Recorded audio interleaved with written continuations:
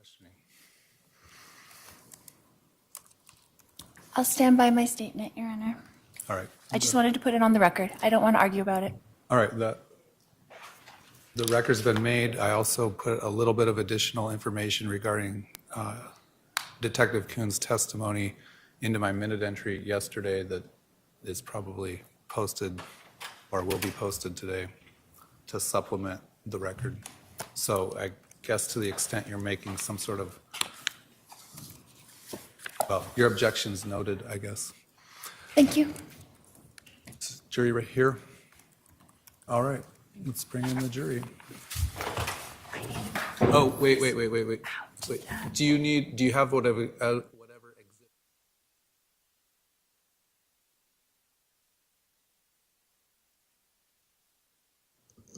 I believe.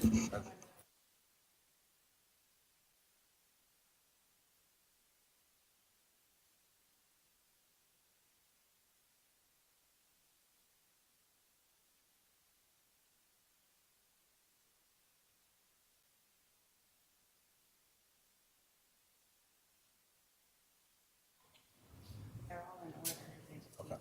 And then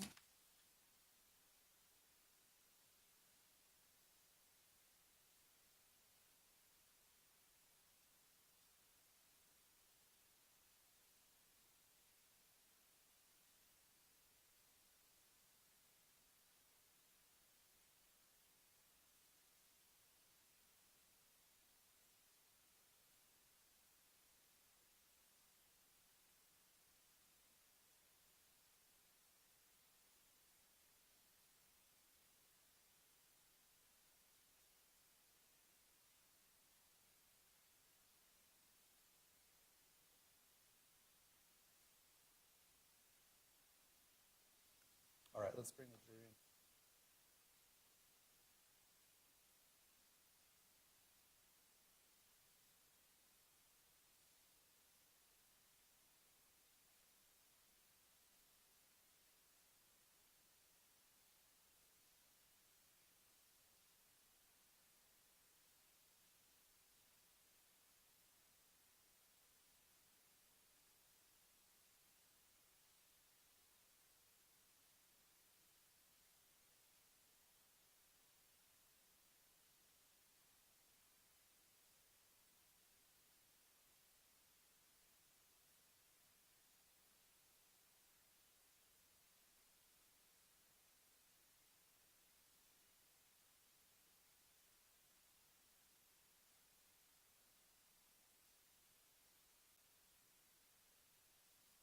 Continue her cross-examination of this witness.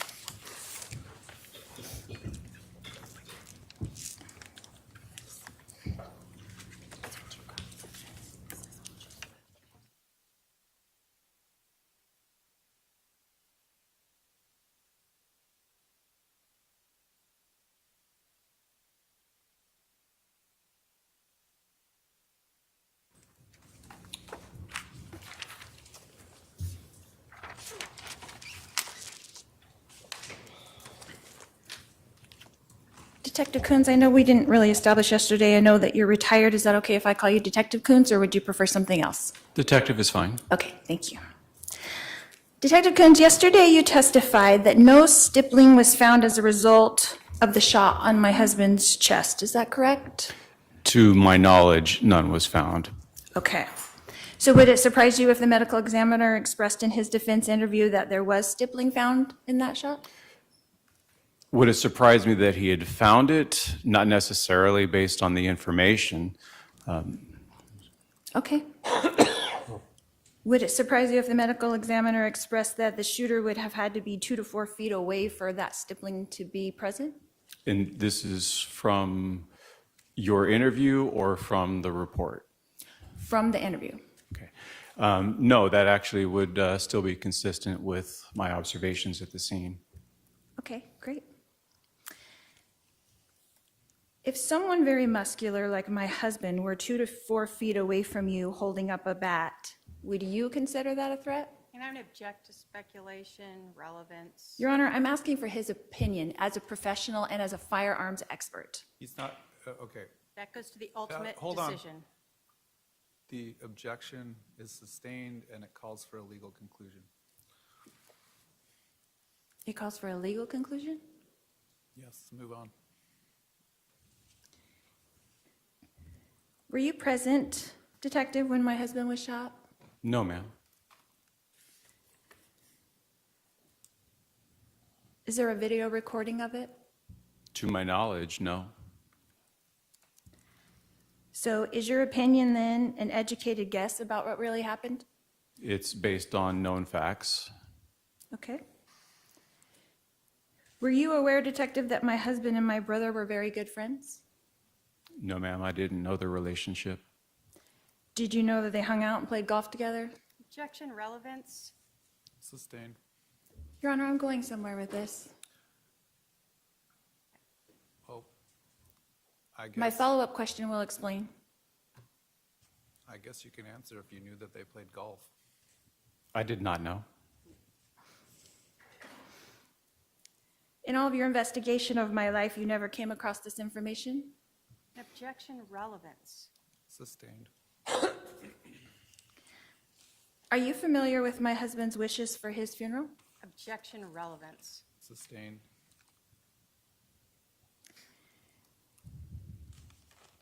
Did you learn in your investigation that he named my brother Alex as one of his 5 best friends? And I'm going to object again to relevance. Sustained. Did you read the reports in this case? I did not read all of the reports in this case. No, I've read mine and I've authored mine, but I have not read the other reports. None of the other reports except for your own? That's correct. Okay.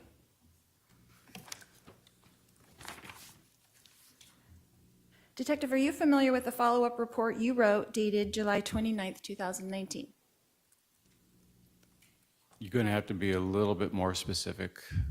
Did you review your reports in preparation for your testimony here today? Yes, but I have not memorized the dates of when I made a report entry. Okay. Would you like to see it to refresh your recollection? That would be helpful. Okay. Thank you.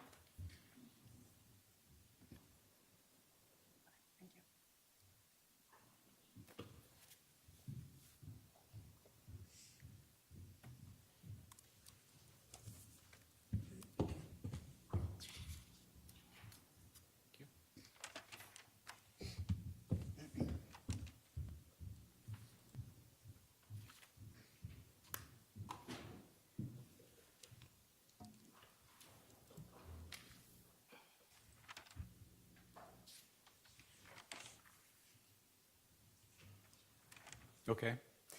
Does that look like a true and correct copy of your report, Detective? I believe it is. And those Bates pages run from what to what, please? They're obscured in the footnotes of it, but it looks like it's 126 through 131. Okay. And on the last page of your report, on Bates page 131, you explain what a shored wound is. Yes, ma'am. Could you read that underlined portion? I'm going to object to hearsay to reading it. Sustained. You can ask him to explain what a shored wound is. Okay.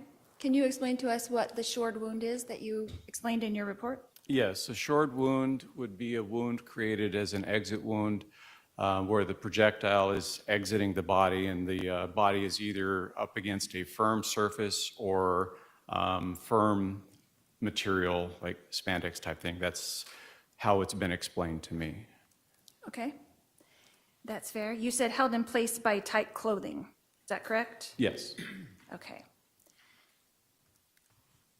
Did you, in fact, and it says in your report, did you, in fact, collect my husband's clothing? Yes. Okay. And you took the clothing, it says, to the property storage facility. Is that correct? Yes, it went to a drying cage. Okay. Detective, are you familiar with bamboo clothing? I can't say that I am. Okay. Were you aware that on July 29th, 2019, my husband was wearing a $200 bamboo workout shirt? Objection to relevance. He can answer if he knows. I have no idea what the cost is. Are you aware that bamboo is a heavy-duty fabric not to rip or tear except under extreme conditions? I've not done any research into bamboo fabric. Okay. So could this fabric of his shirt have caused the wound to be short? It could have been a contributor, but it would not have been in this particular case. Why so? The body would have been on the floor where the bullet defect was in the floor. So you just said in your report earlier that a short wound could be caused by tight clothing. Is that correct? Correct. And you're saying that could not have happened in this case? The shirt did not appear to be tight clothing to me. Well, it was made of bamboo, as we established, right? Is that correct? I am taking your word for it. I do not know that it's a bamboo shirt. Okay. And you did not investigate that at all? No, ma'am. But you had the shirt in your possession, It was seized as evidence, yes. and you never checked what kind of fabric it was, No, ma'am. and you never checked if that could be a possibility, No, ma'am. and you knew that spandex was kind of a material that could make that kind of short mark that you just mentioned, correct? It would have to be super tight clothing.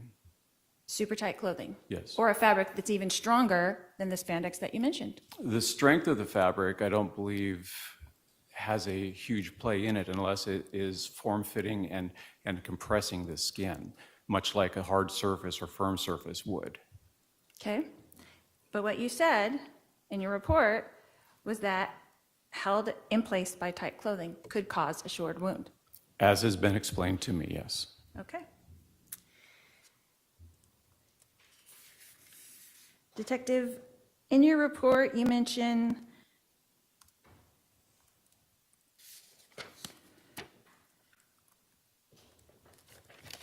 let's see. So it is possible that his shirt could have caused the wound and not the floor. I'm going to object to asked and answered. I'll let him answer. I don't know if it's possible or not for that particular shirt to have caused a short wound. Because you did not do any investigation about the shirt. Because the shirt did not appear to be form-fitting and very tight. Did it cover over the shoulder where the wound was? It was a full T-shirt at the time. That's what I'm saying. So was the T-shirt where the wound was on his back, where the bullet exited, was his shirt covering that part of his body? Certainly. Okay. Was there a hole in the shirt at that location? Yes, ma'am. How big was the hole? The size of the bullet? So small. Small. Fabric stretches and contracts, so it was a bullet size. Okay. So when you had this shirt and you saw the bullet hole, it was after the shirt had been cut off by the firefighters, is that correct?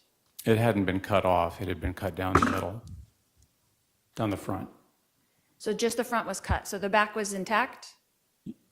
minus the defects that we have seen from the bullet and exits, yes. Okay. So you were able to measure that. Do you have a measurement for those bullet holes in the shirt? No, ma'am. Okay. So it is possible that his shirt could have caused the wound, the short wound. Object again that we've asked and answered this 3 times Sustained. now. Okay, so is it possible that any shirt could have caused a short wound in any kind of, And I'm going to object to foundation as to any overly broad. as an expert? Let me rule on the objection. Okay, I'm sorry. I'll sustain the objection. As an expert and in your professional opinion, could that fabric of his shirt that he was wearing that day caused a short wound? Again, I'm going to object to asked and answered multiple times. Sustain. In the last paragraph of your report, Detective, you indicate that you were able to confirm your suspicion of the body position at the scene. Is that correct? Yes, ma'am. And what did you mean by suspicion? Well, at the time, I couldn't see through his body to see the full trajectories, so I did need the information from the autopsy. The trajectory rods helped with that, as well as the doctor's statements. All of that combined did give me the two different bullet paths. Okay. And then, can you tell me, Detective, what happened to my husband's shirt? Do you know where it is now? It is in evidence, as far as I'm aware. And it's, when you looked at it, where was it? The last I physically saw that shirt was when I handed it off to a crime scene tech to put into a drying cage with the instructions, once it was dry, to have it moved into the property facility. And so, did you see it after it was in the property facility? No, ma'am, I have not. So you saw it before it was dried, is that correct? While it was wet from the medical examiner's office, yes. And that's when you examined it? I had seen it at the scene as well. And then, did you ever examine it? No, ma'am, Okay, so you saw it twice. that's fair. Okay. So you didn't test it for anything? I did not. Did anyone test it for anything? I that do you're not aware know. of? That you're aware of? I do not know. So you're not aware of it? Correct. I do not know if anybody else tested it. Okay.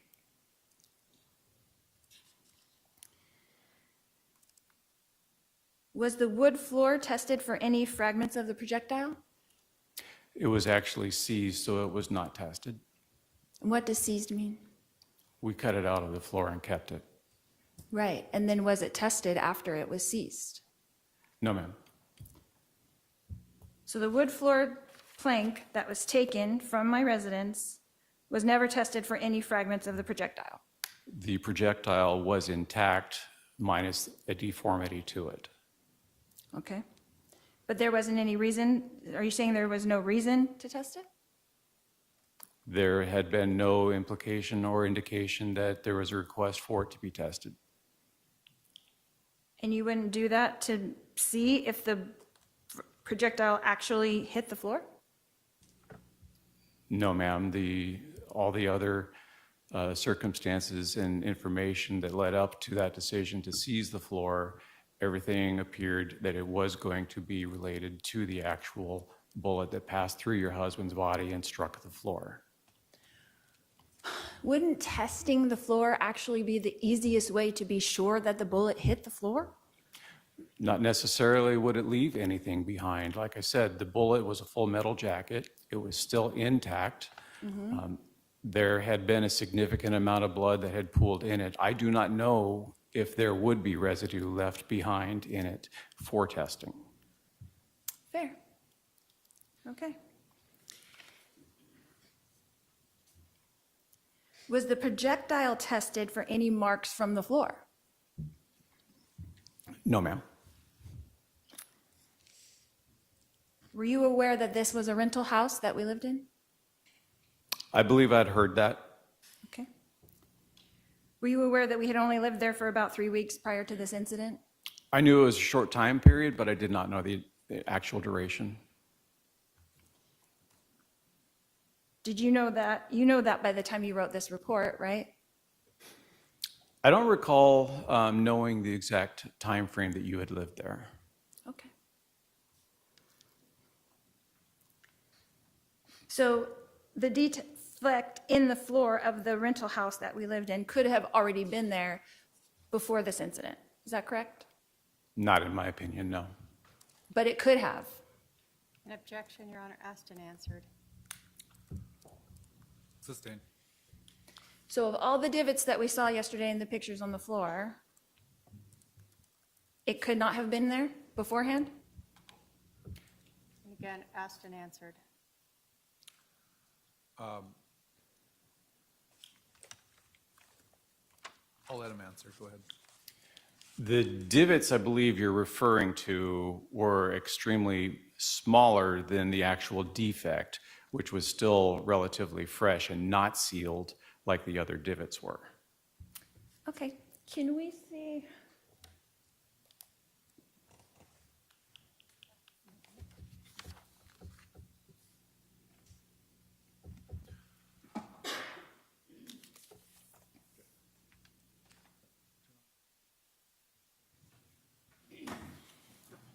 These were previously published, so I can use them, right? Yeah.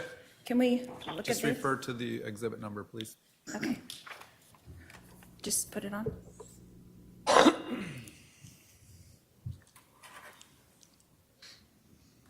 Detective, can you see that? I can't see that very well on there. So in Exhibit 57, Detective, I'm looking.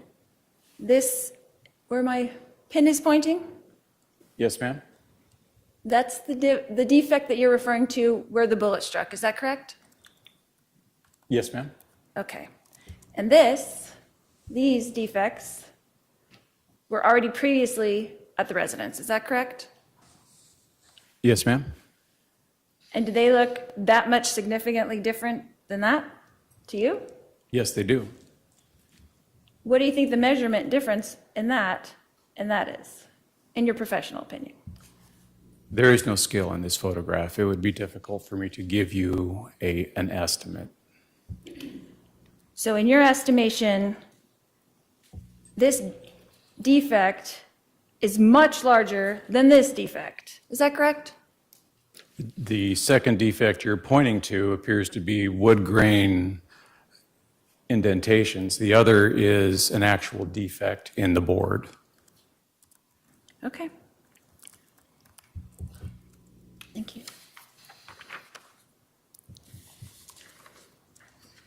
But this defect, this piece of wood that was cut out, was not tested. Is that correct? Again, asked and answered. Technically correct, but I'll let him answer. Correct. To my knowledge, it was not tested. Thank you.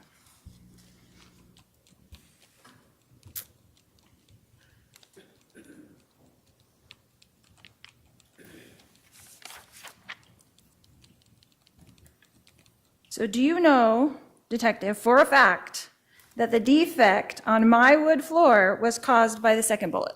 And again, I'm going to object to asked and answered. Sustained.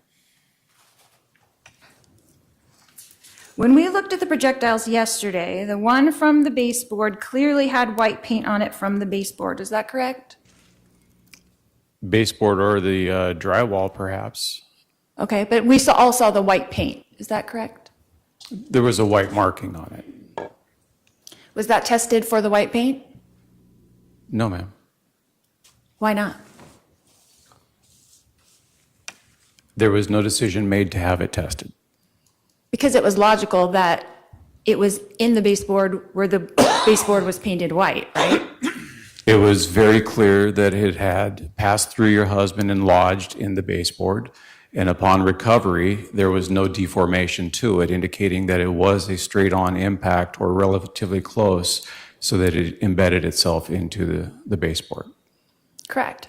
So it wasn't tested because it really didn't need to be, in your opinion. Correct. Okay, that's fair.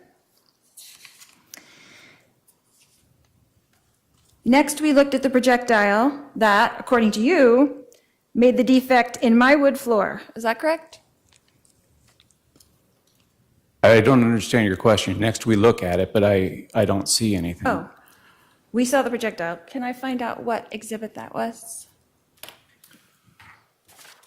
Your paralegal has all those photographs. Can we use the actual Yeah, exhibit? She can approach and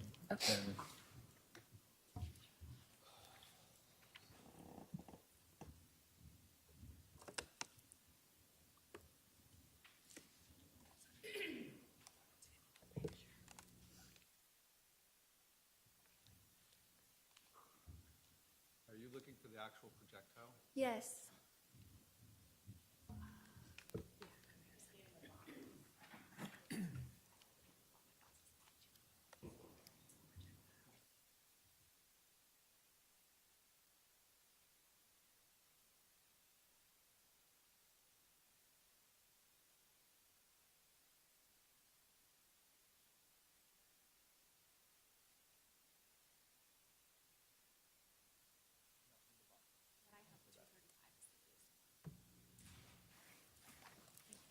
I believe it's a smaller.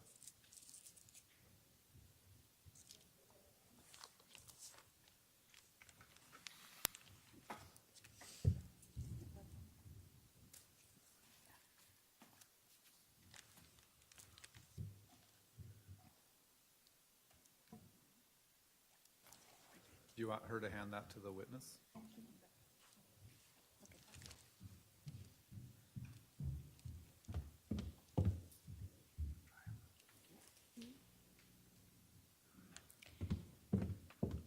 Is that 239? Okay.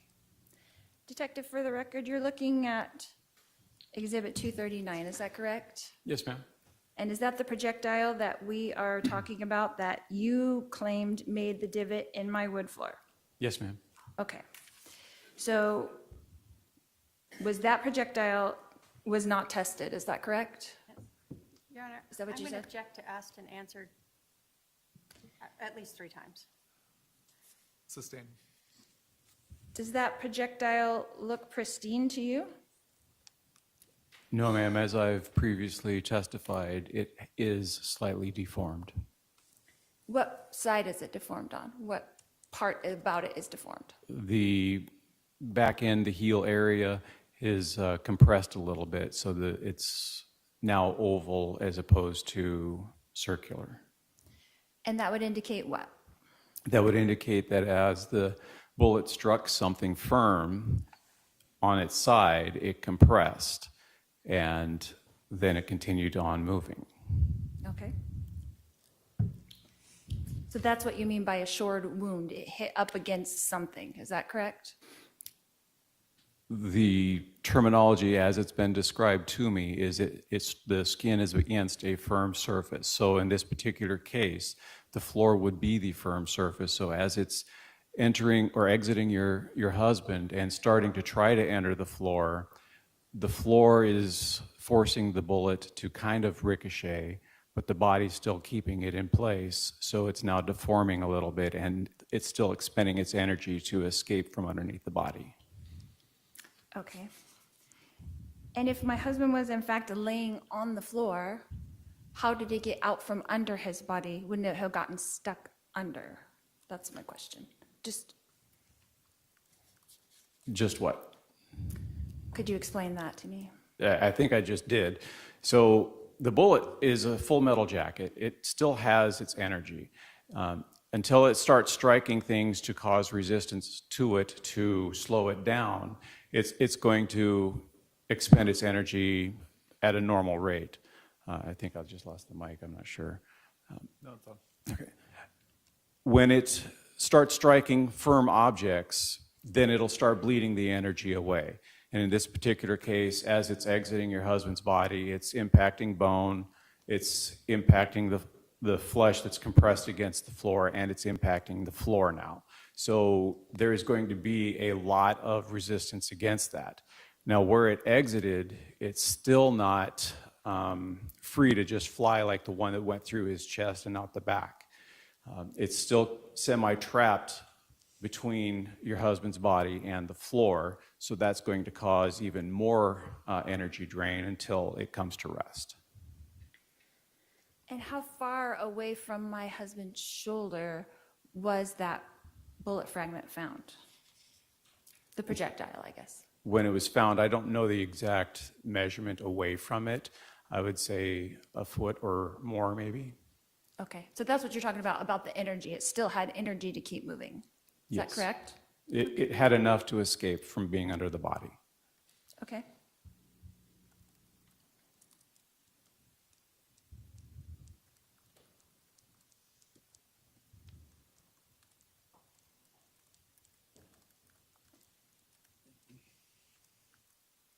So because of what you saw at the scene, and you state in your report that it was your suspicion that that's what had happened, was that my husband was supine on the floor, is that correct? Yes, ma'am. Okay. So was it your suspicion from the start of this investigation that led you to not confirm any other alternative? What other alternative, ma'am? My job was to collect the information and put it together with the information that was being collected in the interviews. The information from the interviews did not completely match everything that I had learned at the scene.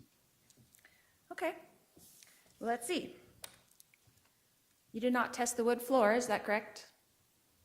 I'm going to object again to asked and answered multiple times. Sustained. You did not test the projectile, is that correct? Okay. Going to again object to asked and answered multiple times, and I'm going to move to start striking every question. Sustain. You did not investigate my husband's shirt. And object again to asked and answered multiple times. Sustain. Did you call Aloha, Carolina, and ask them about the fabric of my husband's shirt? No, ma'am. Okay. So would it be fair to say that you made an assumption early on and only investigated the things that supported that assumption? No, ma'am. Okay. Remember in your report where you stated that the bullet strike to the abdomen had an upward trajectory, passing through the left lung before exiting near the left shoulder? Yes. Okay. Could that upward trajectory have been caused by my husband falling backwards and the bullet hitting the abdomen and going upwards and exiting his shoulder as he hit the floor? No, not in my opinion. Okay. Detective Coons, on July 11th, 2019, were you at the Chandler Police Department during my interview? No, ma'am.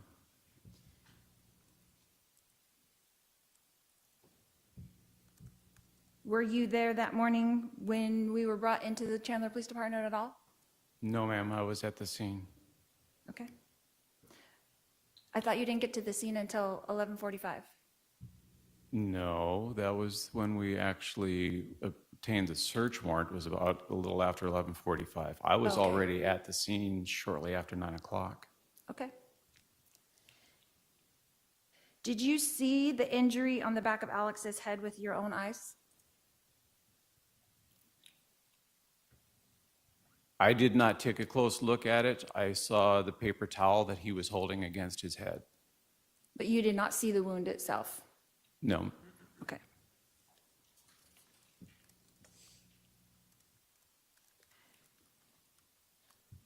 Are you aware if Alex's hands were swabbed for gunshot residue? there would have been no reason to swab for gunshot residue. Why is that? He had already stated that he was the shooter. He had stated it? To my knowledge, that's how the information was provided to me. Okay. Are you aware if my hands were swabbed for gunshot residue? I am not. Okay. Are you aware if my daughter's hands were swabbed for gunshot residue? I am not. Do you know for a fact that Alex shot the gun in question? Based on the information provided, that is what I have, yes. So you know that for a fact? Just with the information that's been provided, I can't tell you one way or another if there's another shooter because the evidence does not show that there was. Okay. So all you really know for sure, after your 5 years of investigation, is that my husband was shot 2 times, 1 by that particular gun, 2 with those particular bullets, at my residence, and that he passed away as a result of that. Would that be correct? Oversimplified, there is a lot more information that is available to us for that. Is that correct? Is that question correct?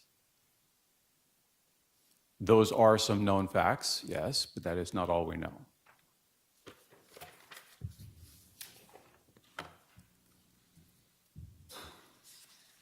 So you can't really tell me for sure who shot him, can you? Well, as we've established, I was not present when it happened. I can only go with the facts of what people have said and what the evidence shows. Okay. You don't really know what time he was shot, do you? Actually, no, I don't. Okay.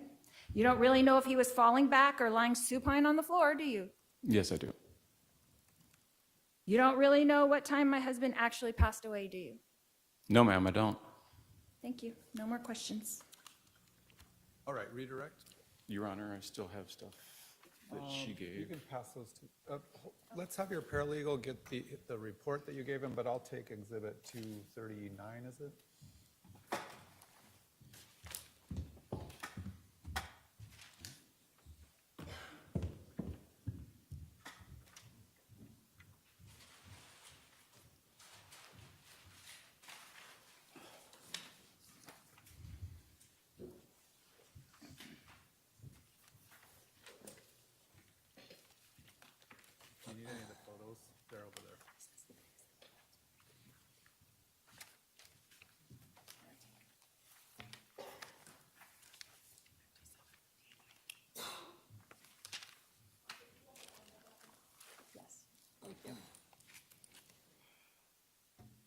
minute, Detective. I know we started yesterday, so I'm going to kind of go back through a few different areas, all right? Yes, ma'am.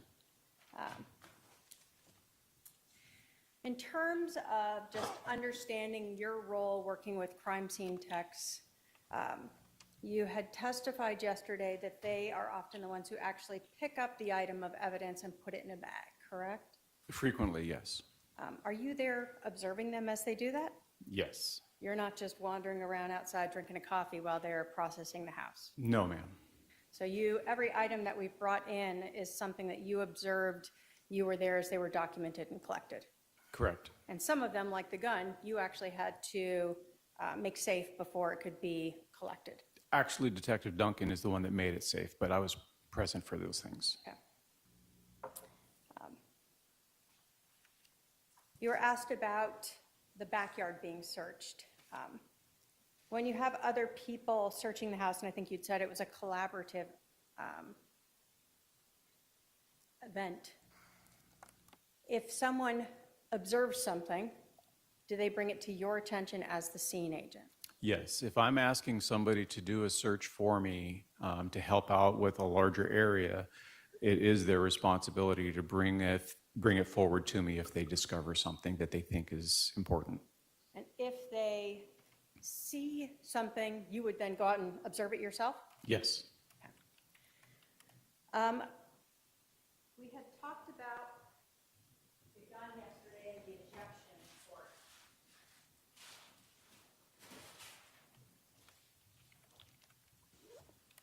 See if this will be visible here. What do we see right here? So that is the ejection port.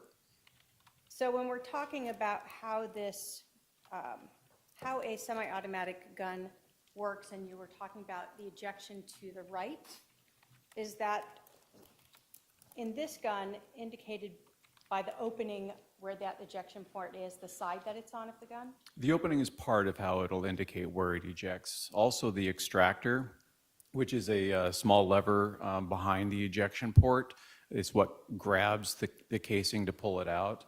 And internally, there's going to be an ejector that it's usually a small pinpoint that kicks it, and the springs basically flip it out. So all of that was what made you understand which way the casings would have ejected out of this gun. Yes. Now, you told us that that every gun can be slightly different if it's more upward, more outward, and you are unaware for this gun what that ejection would be like. Correct.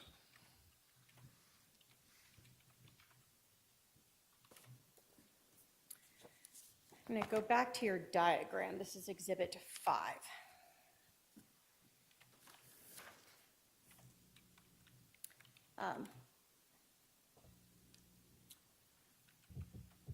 Are you able to, by looking at the measurements that you took, give us an estimate of the distance between those two casings that you have listed here as 9 and 10?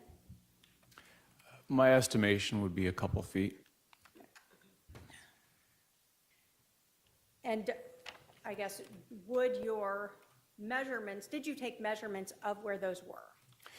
I took measurements from the reference points to triangulate it, but I did not measure distance between each object to the other objects. So the measurements that we see, I'm going to take it out of here. On the second page of your report, are those triangulations that you're talking about? Yes, ma'am. Okay. So are we able to extrapolate from this any distance between those two, or we are left with what you recall at this point? You're left with what I recall, but I also, on my diagram, I put a reference line or dimension line. It's near the north-south indicator, and that helps somebody who's looking at it get an idea of what a measurement might be in the diagram. Okay. And is that this line up here? Correct. Okay.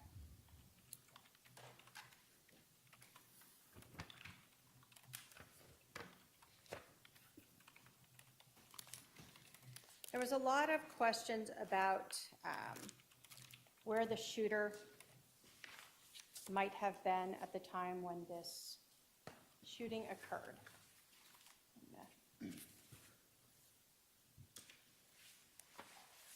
Start with 19 while I look for a different perspective, but in this house, you have talked about a rounded wall. Can you tell us where you're talking about for that? And you know, I'm gonna put up 14.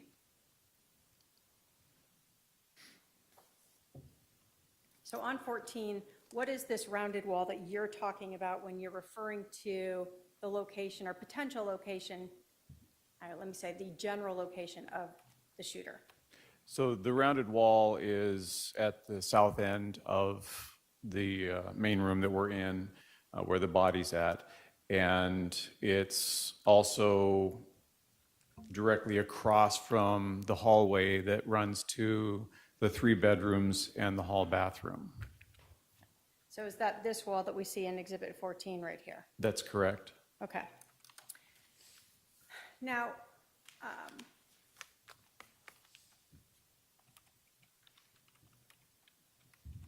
when we are talking about a gun being fired and casings ejecting, as someone who has fired guns before, have you fired them on where the casings are landing on a hard surface? Yes, Do casings bounce and roll? they do. So is the location of these casings, do they tell us exactly where they initially landed when they ejected? No, This is just where they ended up or stopped. it's where we found them. They could have been kicked at some point as well. Yes. Okay. When you are looking at this scene, are you relying upon these physical items of evidence to reach your opinion? They would be some of it, yes. And then are you relying on your training and experience in conjunction with observing the physical evidence as well as the injuries to Charles? That would also be good pieces of the puzzle. And are you able to give us the exact location of this shooter? No, ma'am. Are you giving us a general area of the shooter? Yes, ma'am. And for the shot that goes through Charles's chest and out his back, where is the general area that you are saying the shooter was located? The shooter would have been located somewhere in the opening to where the kitchen and the hallway is, in close proximity to the rounded corner as well. Okay, I put up Exhibit 16 here. So somewhere in this area? Yes, ma'am. Okay. Now, you were asked a lot about the autopsy report and stippling. You were provided with a copy of it by the defendant, correct? It was never provided to me. You weren't allowed to look at a copy of it? The report that she gave me was my report from the Chandler report system, not the medical examiner. Have you ever looked at the autopsy report? I have. Did you, in regards to the injury to Charles's chest, the entrance wound, ever see the word stippling used there? No, that was not in the report.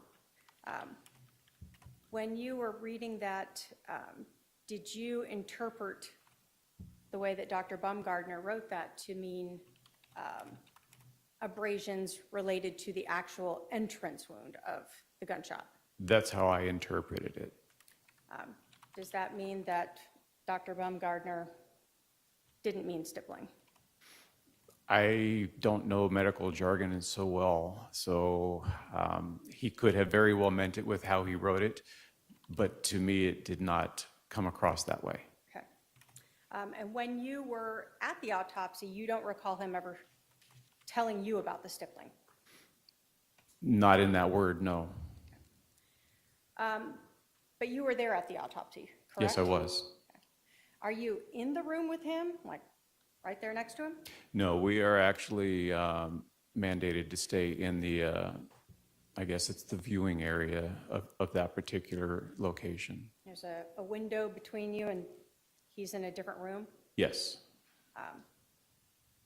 So you also were asked about Dr. Baumgardner saying in a defense interview that because of this, what you've now been told is stippling around that gunshot wound to the chest, that the shooter or the gun being used could have been 2 to 4 or so feet away. Do you recall being told that? Yes, I do. All right. I have a little thing here, 24 inches. So 2 feet is 24 inches? Yes, ma'am. And I don't know if I can approach or if I have to have my, Go ahead. thank you. So when we're talking about 2 feet, saying from the wound on his chest, The indicator would be from the muzzle to the chest. so that distance is 2 feet. Yes. Understanding that additional information that the defendant provided you, that Dr. Baumgardner advised during a defense interview, does that alter your opinion in any way as to where the shooter would have been, the general location of the shooter for this shot to his chest? No, it actually makes sense with the completed trajectory that ended up in the baseboard. So those being 2 feet away from Charles Vallow when the end of the gun to his chest did not seem so far away that, or so close that it didn't fit in with your opinion. Yeah, 2 to 4 feet would be certainly consistent with what I saw. So he's 2 to 4 feet away from him in this area. Away from that area, yes. Yeah. I'm going to talk to you a little bit about the floor itself that you observed underneath Charles's shoulder after he was removed, okay? I'm putting up Exhibit 244. That's the actual piece of wood. And Your Honor, can I actually publish this to the jury and have them Yes. look at it? Thank you. I can have just all of them look at that, and then I'll ask a couple questions.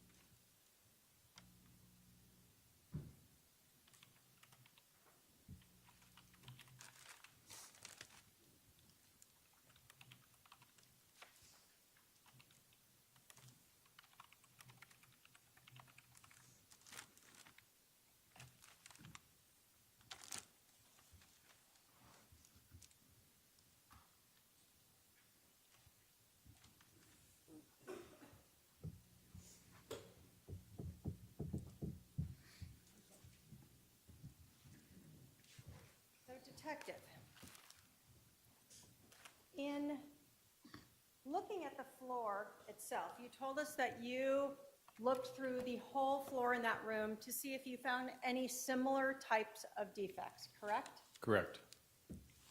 Did you find other defects on the floor, just period? There are other imperfections. You had testified on cross that there was something about the freshness of the defect itself. Were you able to sort of feel a difference in the wood grain, where that indentation is that we see in Exhibit 59 and in the actual piece 244, than you observed in other defects across the floor? Yes, it did appear to be different than the other imperfections or defects. Was there anything about the defect itself that indicated a path of travel? Yes, there is a kind of a linear mark to it, and you'll also see at the in this particular photograph of it, there's like a slight semicircular edge as it exits towards the top right.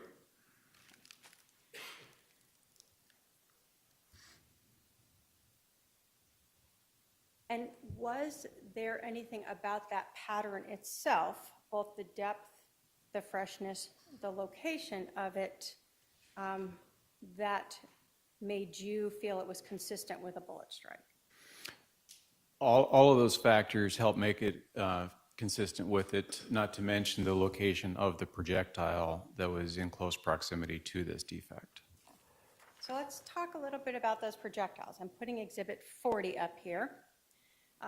Do we see the projectile over here next to Charles Vallow? Yes. Now, were you aware when you were given this scene that fire had already been there? Yes, I was. Pretty obvious because of all the medical devices, right? They left a tail. And if you were advised that fire has testified that they rolled Mr. Vallow onto his right side towards the west, would that have then exposed his left shoulder there? It should have. Do you know whether or not that bullet was ever moved at all personally? Well, I have no idea what the condition of that bullet was until I physically saw it. Okay. Now, the location of this bullet here on the floor next to Charles, why is that significant in determining whether or not Charles was upright or down? Well, it's significant because for this particular shot, he would have basically been vulnerable, if you will. Let me ask it this way. Why is that significant in making your opinion that he was on the floor versus upright for the shot to the abdomen? Oh, okay. The angle of entry into the abdomen and exit is not consistent with him being upright or any other way other than lying on the floor. The defect is where the defect is, and the bullet, as demonstrated with the chest shot, had enough energy to exit. And had he been any other direction, I would not have expected the defect to be right underneath the body. So if someone is standing and someone's on the floor shooting upward, where would the bullet go? Well, if he's standing and the shooter is horizontal, then the bullet would go towards the ceiling or high wall area. So this idea that it would end up on the floor below him and right next to him, would that fit with that scenario? Of him standing, no. When you're looking at the bullets and the location of them in this scene, we had that other projectile, and I'm going to put 20 up here, that went into the baseboard on the east side of the room, correct? Yes. When you talk about someone being standing upward and the bullet being slowed, how can you explain to us how this bullet landing over here and embedding itself in that baseboard is consistent with Charles being standing upright when he was shot. It fits the dimension of the room. It fits the wound path through the chest and exiting the back, because the exit is lower than the entry. So there's already a downward motion to it. I know that the bullet struck the spine prior to exiting, so that would bleed even some more energy from it and potentially cause it to start dropping as well. So the wound itself was slightly downward, Yes, and then given the distance away from Charles, this would be, in your mind, consistent with having gone through him in that chest to back exit downward angle. correct. So that really only left one other bullet in the room to explain the other injury, Yes, ma'am. and that's the one that was right next to him. Correct.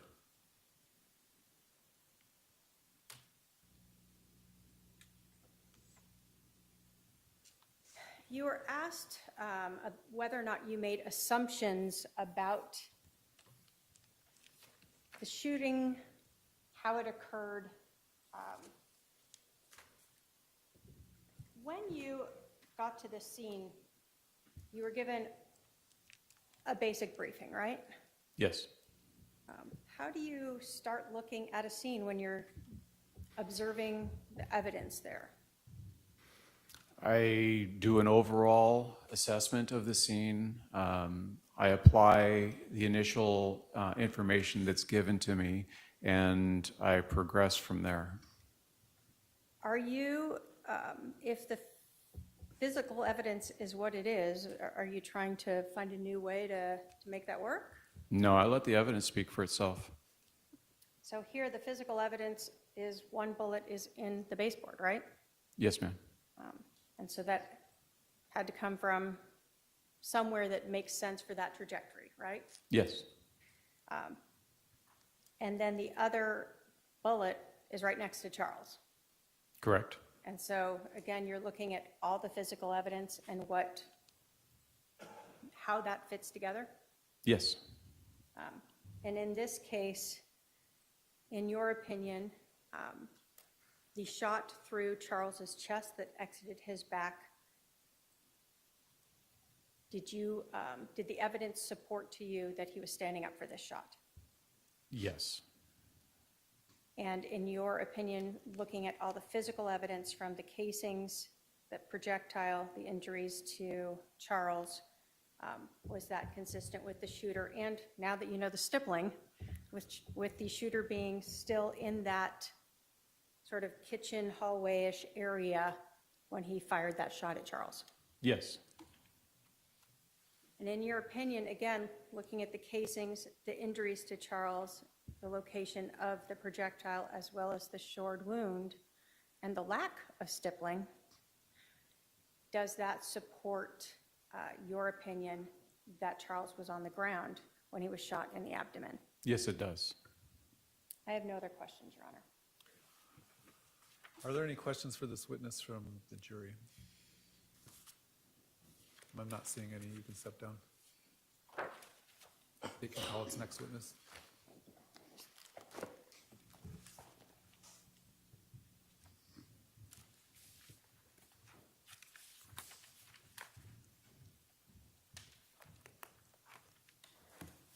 If I may go get her.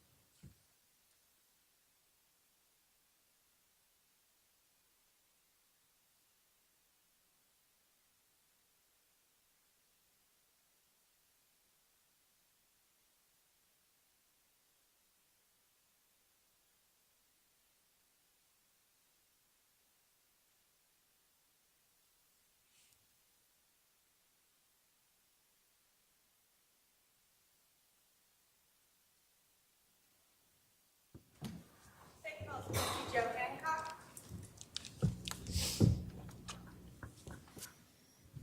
All right, come on up. You're going to stand right here and be sworn in.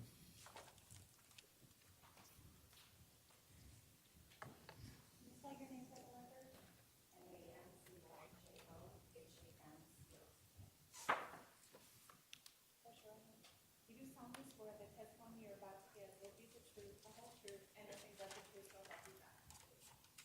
All right, you're going to come around the court reporter, have a seat up here to my left.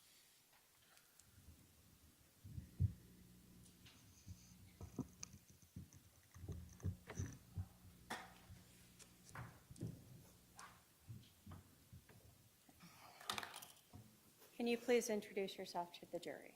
Hi, my name's Nancy Jo Hancock. And do you go by Nancy Joe? I do.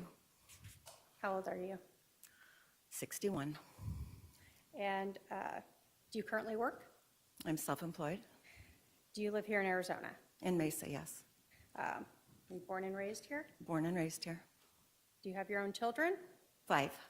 Do you have grandchildren? 15. Busy person. Yes. I'm going to direct you to a person by the name of Charles Vallow. Did you ever meet a person by that name? I did. How did you meet him? I'm divorced. I was on an LDS dating site, and when new members join, it tells you this is someone new. And he sent me a message, and we began messaging. Initially, did you just talk to him do you talk through the website? How does that work? Through the website at first, and then he asked for my phone number, and then we were texting and talking on the phone as well. Do you recall approximately when you met him? It was early July, I believe the 3rd. And so you said you guys would text. Was this, A lot. what's a lot to you? Charles was a texter and a talker, and he was good at banter, and there were hundreds of texts by the time I had met him. You said you talked on the phone with him as well? For hours. Did you have a conversation with him once that lasted almost 3 hours? Probably more than one, yes. When you met Charles in early July, did you know he was still married? He told me he was in the process of a divorce. Okay. Did you know whether or not he was living with his wife at that time? He was in Houston. His soon-to-be ex-wife was here. When he came to Arizona, he was meeting a realtor to find a place to live when he was here as well. So when you're first meeting him, he's out of state, but he has a connection here to Arizona, so you keep talking to him? Correct. As you guys are talking and texting, did you eventually have enough interest that you decided you wanted to meet him? Yeah. Did you know what Charles did for a living? Life insurance and something with money. I try not to have that be the focus when I'm getting to know somebody, so that I get to know them for them and not what they do for a living. Okay, so you didn't really care too much about No. what his job was? No. Did you know he traveled a lot for work? Yes.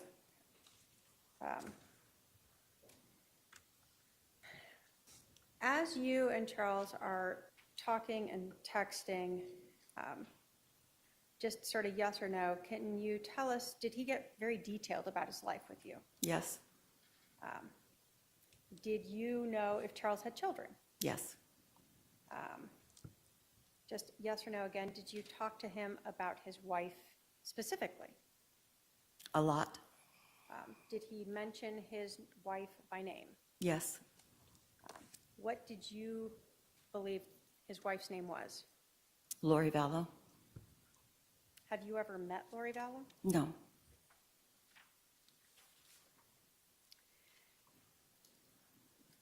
Again, just sort of yes or no. Did Charles talk to you about Your Honor. why?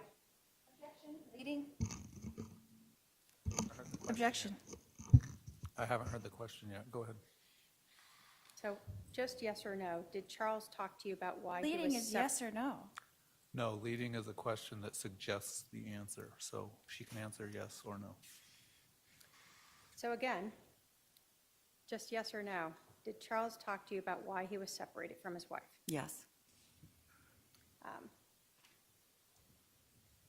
Based upon your discussions, how long did you think there had been issues going on between Charles and his wife? For several months, but more intensely since the beginning of that year was 2019, so since the beginning of that year.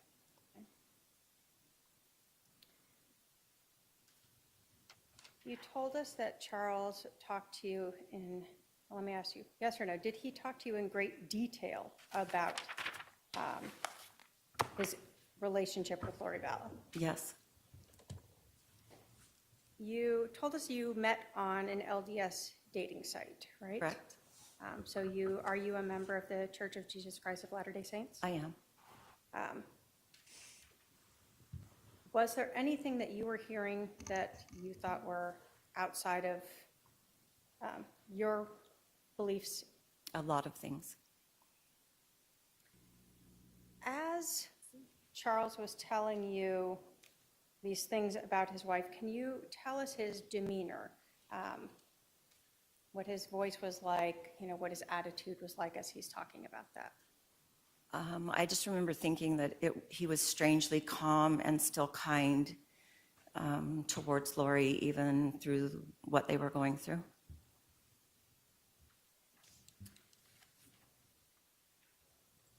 You told us you were aware he had a child. Did you know where that child lived, who the child lived with? Yes, Who was that? he was living with Lori at that time.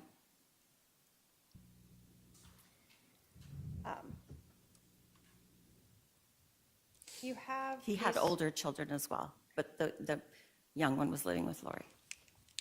You have these conversations with Charles about his wife and these things that to you seem outside the LDS religion.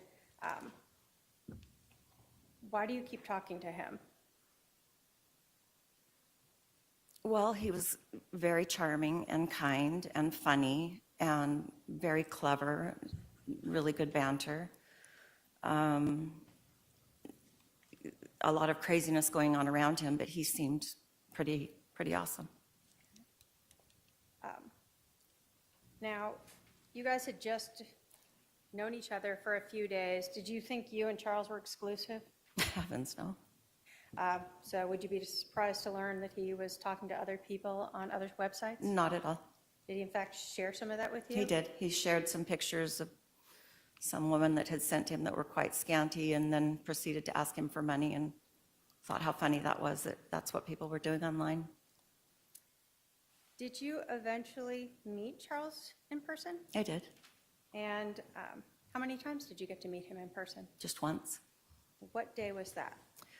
He was flying in from Houston, and we had arranged to go to dinner that night. His plane was delayed, and so I met him that night on the 10th of July. July 10th, was that 2019? Correct. And was that then here in Arizona that you met? It was. You said that you had original plans to meet and they got pushed back? Yeah, his plane was delayed, so we met a little later than we were supposed to. Where did you guys meet? What did you do? At the Keg Restaurant by Santan Mall, and we ate, but we talked until the restaurant closed. We were the last people there. So you shut the place down. We did. I finally looked around and I realized that we were the only ones there, and told him we probably should leave. And then we went outside and talked by my truck for another 45 minutes or so. Based upon everything you had heard, was Charles coming in to see you, or was there some other reason he was in Arizona? Charles was ecstatic to see JJ. He was coming to see JJ, so excited to take him to school the next morning. He was also coming to look for a place to live. He had an appointment to meet a realtor friend after he had taken JJ to school. And then he was also supposed to meet with Lori's brother, Adam. So you and Charles have this evening on the 10th. Were you going to meet again?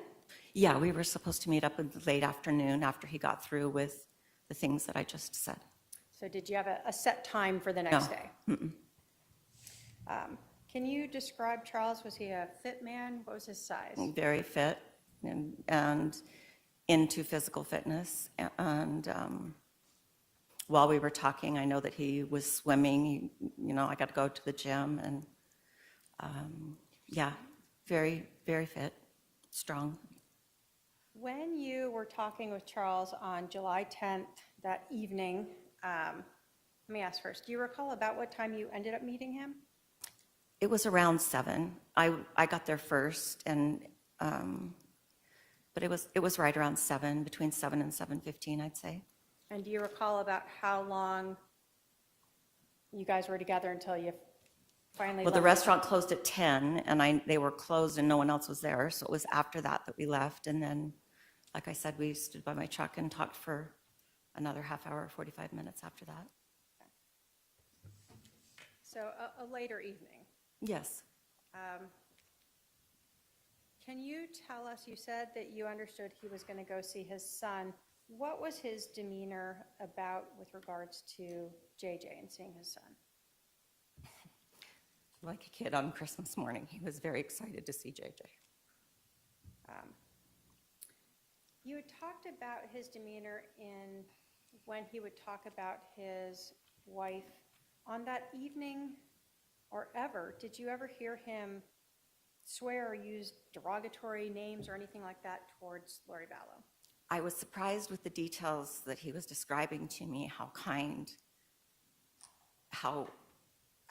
kindly he still spoke about Lori, and his hope was that she would be a great mom for JJ. Did that stand out to you? A lot. Why? Most men that you date are not nearly so kind about their ex and describe them in more derogatory ways and don't speak so kindly. And I remember just thinking how odd, in a good way, it was that he was not speaking in a derogatory way about Lori. So that made an impression on you. It did. During any of your conversations with Charles, did you ever learn that he had a life insurance policy? I did. As you are talking, did Charles really just tell you a lot about his life? A lot about his life, yes. Were you almost surprised at the amount of detail of his life that you learned? Yeah. Did you understand whether or not any changes had been made by Charles to the life insurance policy? He told me that he had changed his beneficiary to his sister, Kay, and as he was proceeding to tell me some of the things that were going on, I suggested to him that maybe he should let Lori know that he had changed the beneficiary on his life insurance to Kay. Why would you tell him that? Because of the things that he was describing to me and his concerns for his safety and the thought that money would come into play.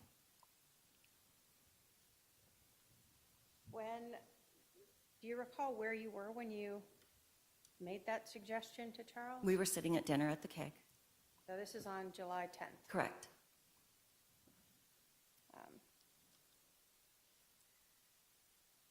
What was his demeanor like when you told him that? He kind of chuckled and said that he probably should. Said that was a good idea. You told us that you don't know Lori Vallow, correct? I do not. Would it be fair to say that you sort of have no beef in this case? I have no beef in this case. Do you know any of Charles's family back then? No, Any of Lori Vallow's family back then? no.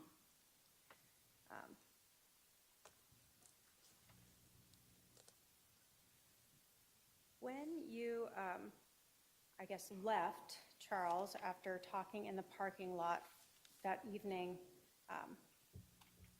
you told us that you had sort of unformalized plans to see Charles the next day. Correct.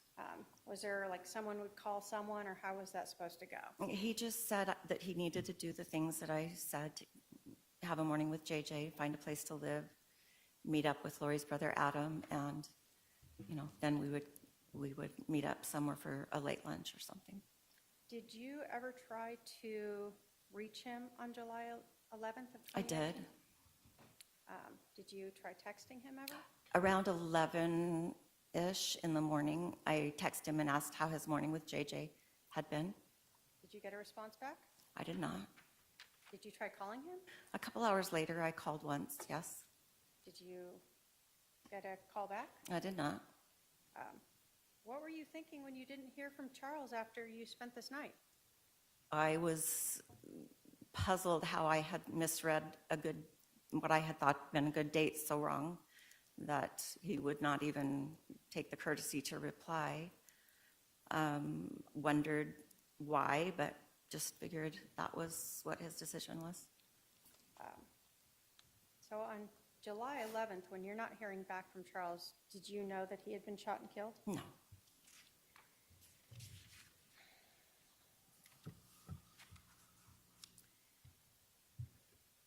Did you later learn that Charles had been killed from seeing something on TV?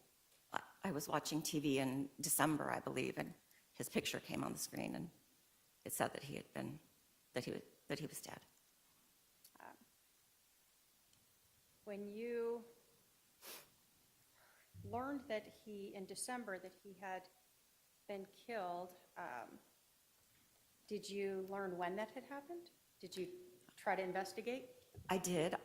They said the date, and I thought, oh my gosh, that's right about when I went out with him. And so I went to my phone and thought I probably had deleted our text conversations. If I'm not dating someone and I text, I usually delete the thread, but I had not, and I had the conversations, and then I realized that I was with him until 10:45 that night and that he died at 7:30-ish the next morning. And did you later then talk with the police in April of 2020 to tell them what you knew about this case? I did. Thank you. The state has no other questions. Cross?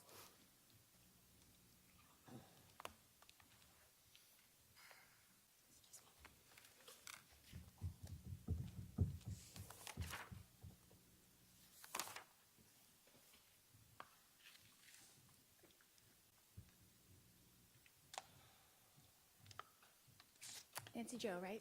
Correct. And we have not met before, We have correct? not? Okay. And you stated that your husband, or my husband, told you that he was going through a divorce, is that correct? That's correct. And did you have any way to verify that? No, I didn't try to verify that. Okay. So did it surprise you later to find out that we were not in the process of a divorce?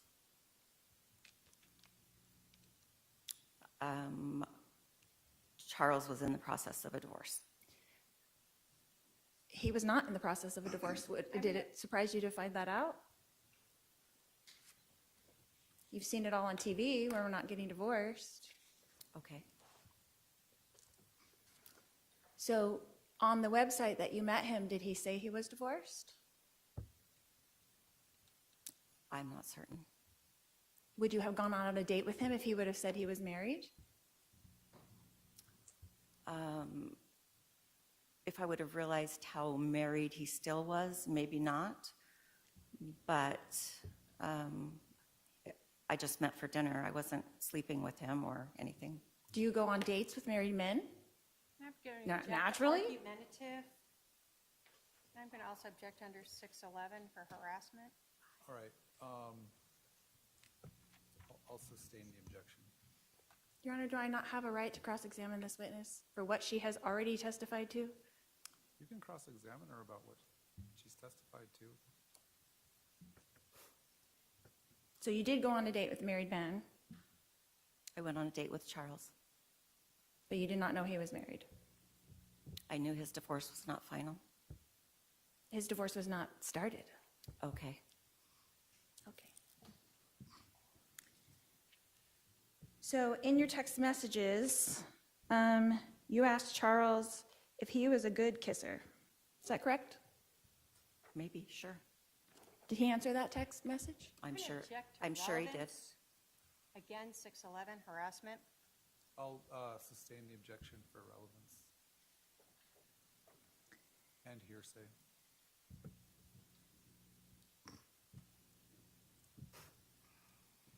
So are you trying to tell me and this jury that you went on one date with my husband and he told you all the details of our lives? I'm telling you the truth, and that's what I know. So you spent your whole date getting to know each other, talking about me. Don't flatter yourself. No, we did not spend the whole time talking about you. You knew a lot about me, right? I knew what I've testified to. What else did you talk about on your date? Lots of things. Like what, for instance? Life, kids, the church, lots of things. Okay. Did he tell you about anything about our other 4 children? Yes, So you knew that we did have 5 children as well? I did. Okay. Did he talk to you about my daughter Tylee? He did. Did he talk about his relationship with her? I don't recall that. Did he talk about the contention in his relationship with my daughter Tylee? I don't recall that. I'm sure you don't. Now I'm going to object to comments by the defendant made after questions, testifying. I'll sustain the objection. On your date, you talked about my husband was a life insurance salesman, is that correct? I knew he did something with money and insurance, but I really didn't know the details of what he did for work. Like I said, I don't ask the details about what someone does for work when I'm trying to get to know someone. But you knew that he sold life insurance, you stated that. I believe that I had a vague understanding that he did something with insurance. And then he brought that up again at dinner.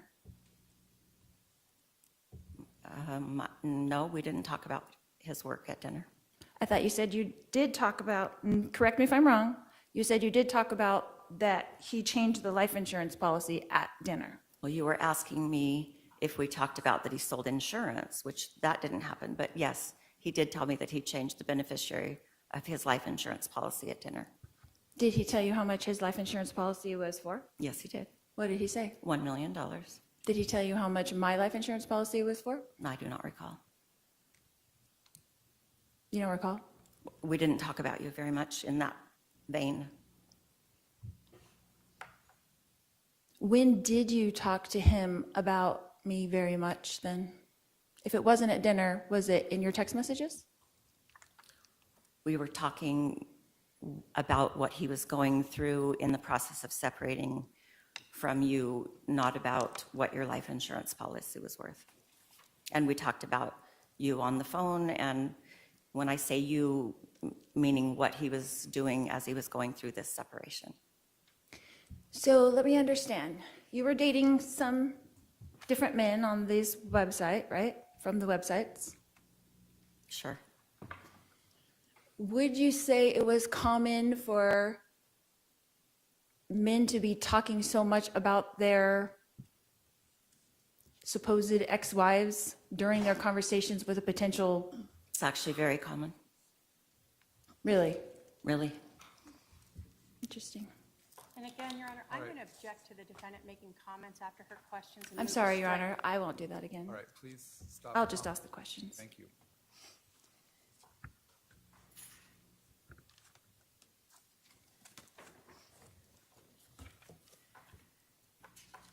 So there were some text messages between you and my husband after the dinner on July 10th, is that correct? Correct. What time would those text messages have occurred? After dinner, What time? 10:45-ish. 10:45 to what? I'm not certain, ma'am. After dinner. 10:45 to midnight, maybe? I just told you I don't know. Maybe. What did you discuss in those text messages? And I'm can object to relevance again, if there's a specific area. Sustained.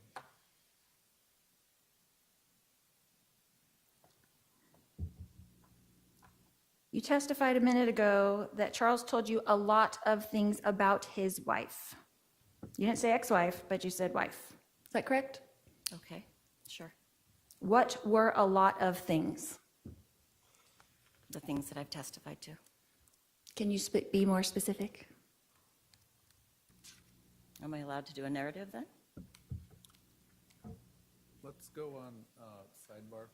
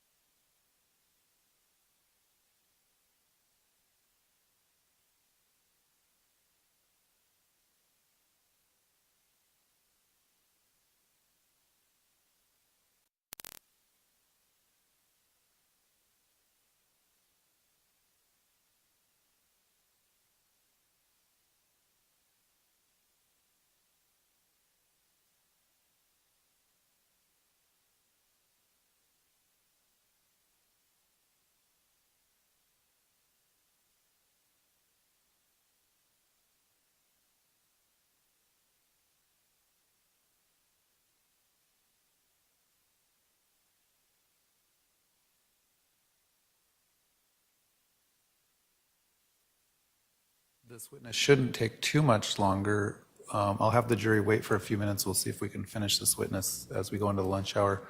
But I'll excuse the jury for just a few minutes because we're having technical difficulty with the court reporter being able to hear.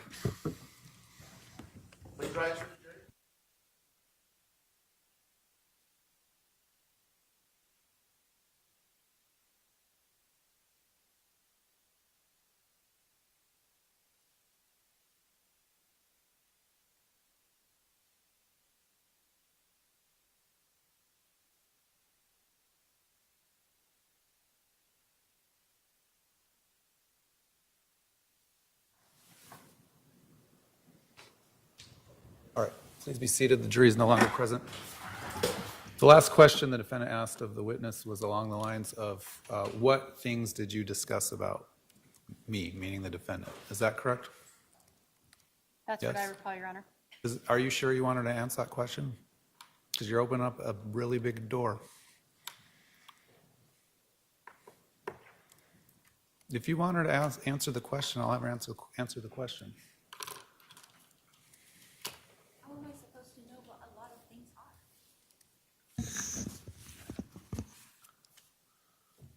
All right, if you want her to answer the question and there's no objection from the state, we'll No bring the objection. jury back in and have her answer the question. All right, let's bring the jury in.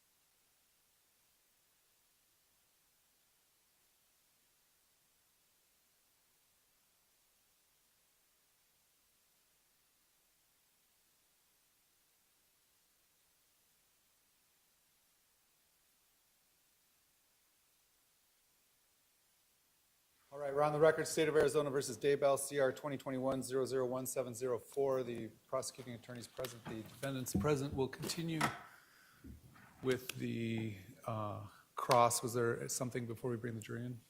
Nothing from the state. All right, we'll bring the jury in.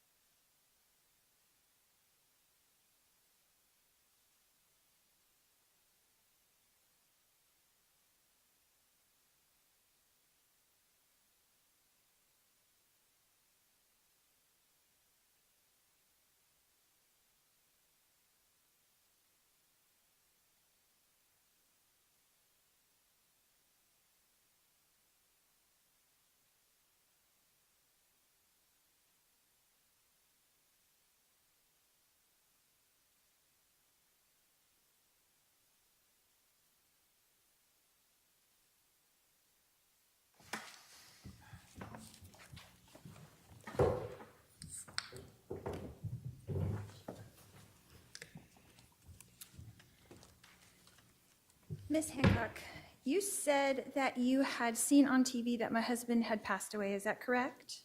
That's correct. And you indicated after that you saw my sister-in-law, Kay Woodcock, on that show, and you reached out to her. Is that correct?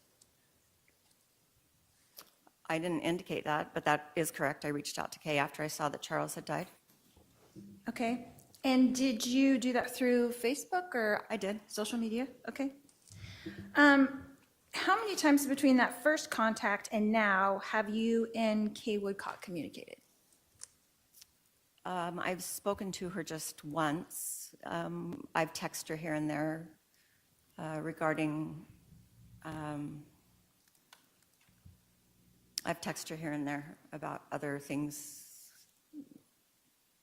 I don't know what I can say. Okay. How many times have you texted her? I have no idea. Like more than 10? Maybe. Okay. Have you ever turned over those communications to the state? No. Did they ask you for them? No. Okay.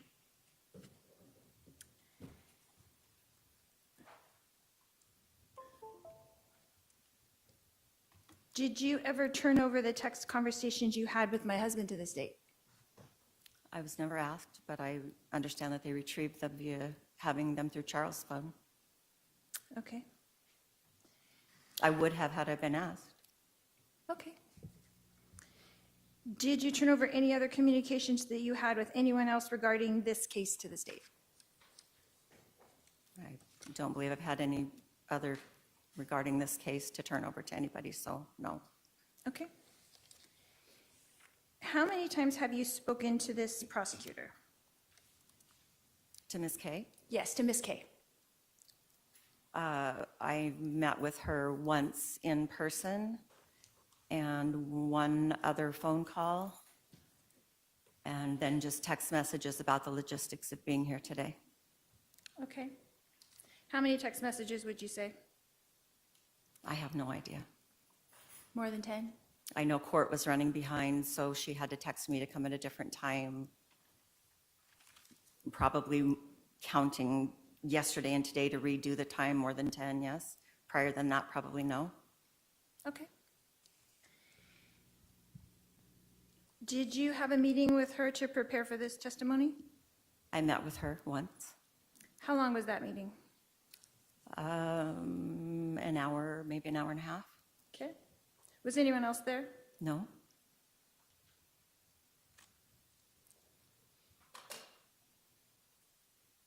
Have you ever spoken to my brother, Adam? Yes, but only because I ran into him at my grandson's pickleball tournament the other day. And how did you know that was him? Because I've seen him on media via the situation surrounding you. So you initiated a conversation with him? I just said hi, and he asked me who my grandson was, and I pointed it out, and that was the end of it. So you introduced yourself to him? To my brother? I don't know that I introduced myself, but maybe. How would he know who you were? I don't know that he knew who I was. I knew who he was. So you went up and talked to him? I did talk with him, yes. He didn't call you over, so you went up and talked to him? Yes, ma'am. Okay. And when you were talking to him, you told him you were who? I told him that my name was Nancy Jo Hancock. And did he recognize that name from something?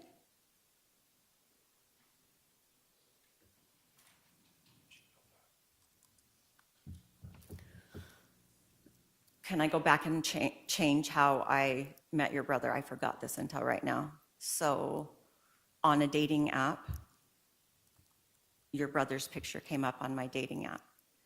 And I sent him a message and said, but he had a different name that he used, not Adam. And so I just sent him a message and said if he was going to use someone else's pictures, he should probably pick someone different than Adam Cox. That's how I met him. That's how you met my brother, Adam? Correct. Do you know what perjury is? Absolutely. Can I object, Your Honor, to Question. argumentative harassment? Argumentative.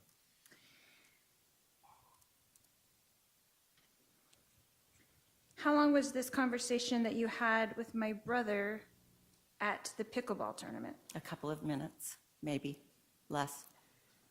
And how many times had you communicated with him before that?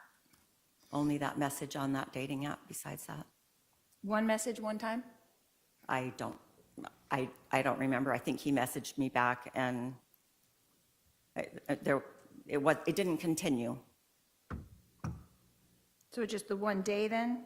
Maybe several messages in one day?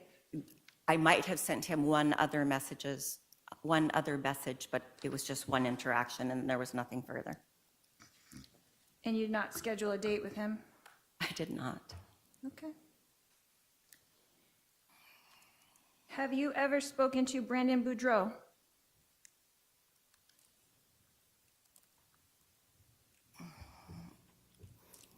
Yes.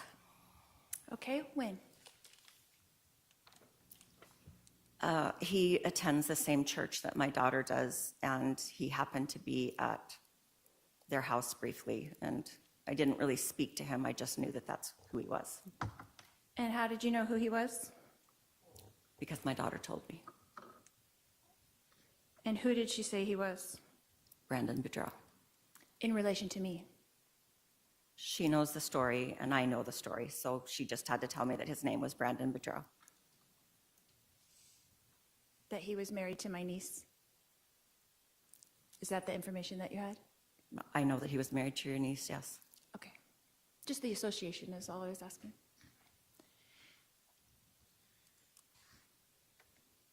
And you did speak to him that time? Well, I don't believe I spoke with him. Okay. Yeah, but you met him? Or I don't know that I even met him. I was there, he was there with some other people, and I knew that that's who that was. So you didn't introduce yourself to him? I did not. Okay. Did you speak to any other law enforcement besides Ms. Kay? Not that she's law enforcement, but did you speak to any other law enforcement about this case or be interviewed? Yes. Who? Who did you speak with?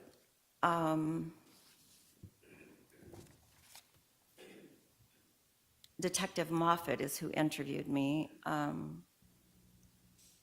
I believe that that's, I might have left a message for him. I couldn't tell you who with, but the only one that I spoke to was Detective Moffett, Nathan Moffett. And when was that interview?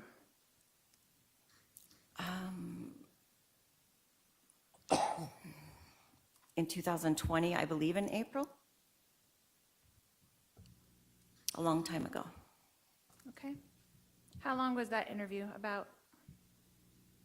It was a telephone interview and it lasted 45 minutes, I'd say. Is that the only law enforcement that you spoke to besides the prosecutor? Yes. And how long between that interview with Detective Moffett and your first communications with Ms. K, how much time passed in between there? With Trina Kay, Correct. I met with her just a month ago, 5 weeks ago, and I gave an interview in 2020, so Is that the first communication you had with Ms. K was 5 weeks ago? yes. Okay.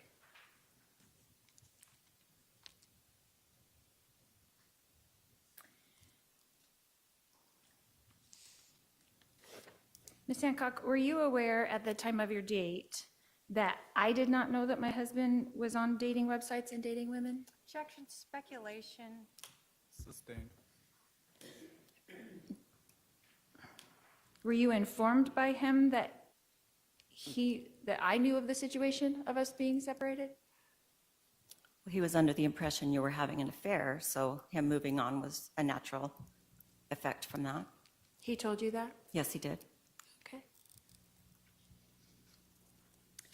Just to recap, you said that you met my husband Charles, on July 3rd, is that correct? Approximately. Give or take a day. And you went on a date with him on July 10th, Correct? so that was what, 7 days later? Approximately. So would it be fair to say that you knew my husband for a week? Approximately. Okay. And then you had no contact with Charles after that, correct? Well, he was dead, so clearly I didn't have contact with him. Okay. And it wasn't until you saw that he had passed away on the news that you reached out to anyone, is that correct? Correct? I didn't know he was dead. And that was about 6 months later, is that correct? I believe it was December, so July to December is 5 months, I believe. Okay.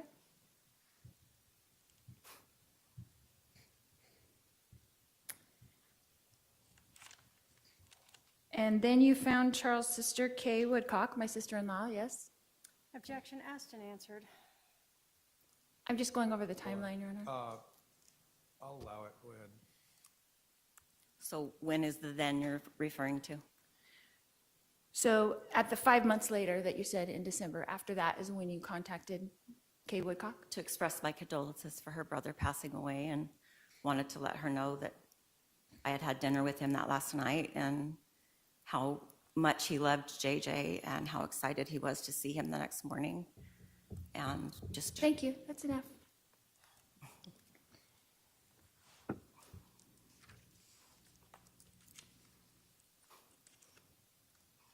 I'm just recapping here, and you contacted her through Facebook, is that correct? And again, asked and answered. I don't think that was actually asked yet. Overruled, go ahead. yes, as I said before, I contacted her through Facebook. Okay. And then sent a few text messages, is that correct? That is Yeah. correct. This is recap of everything we've already gone through.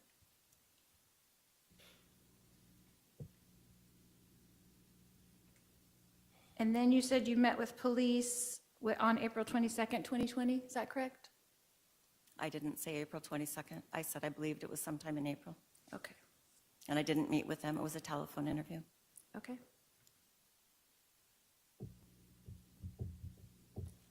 And that was around 1 year after my husband passed away, is that correct? Well, July to April would be 10 months, so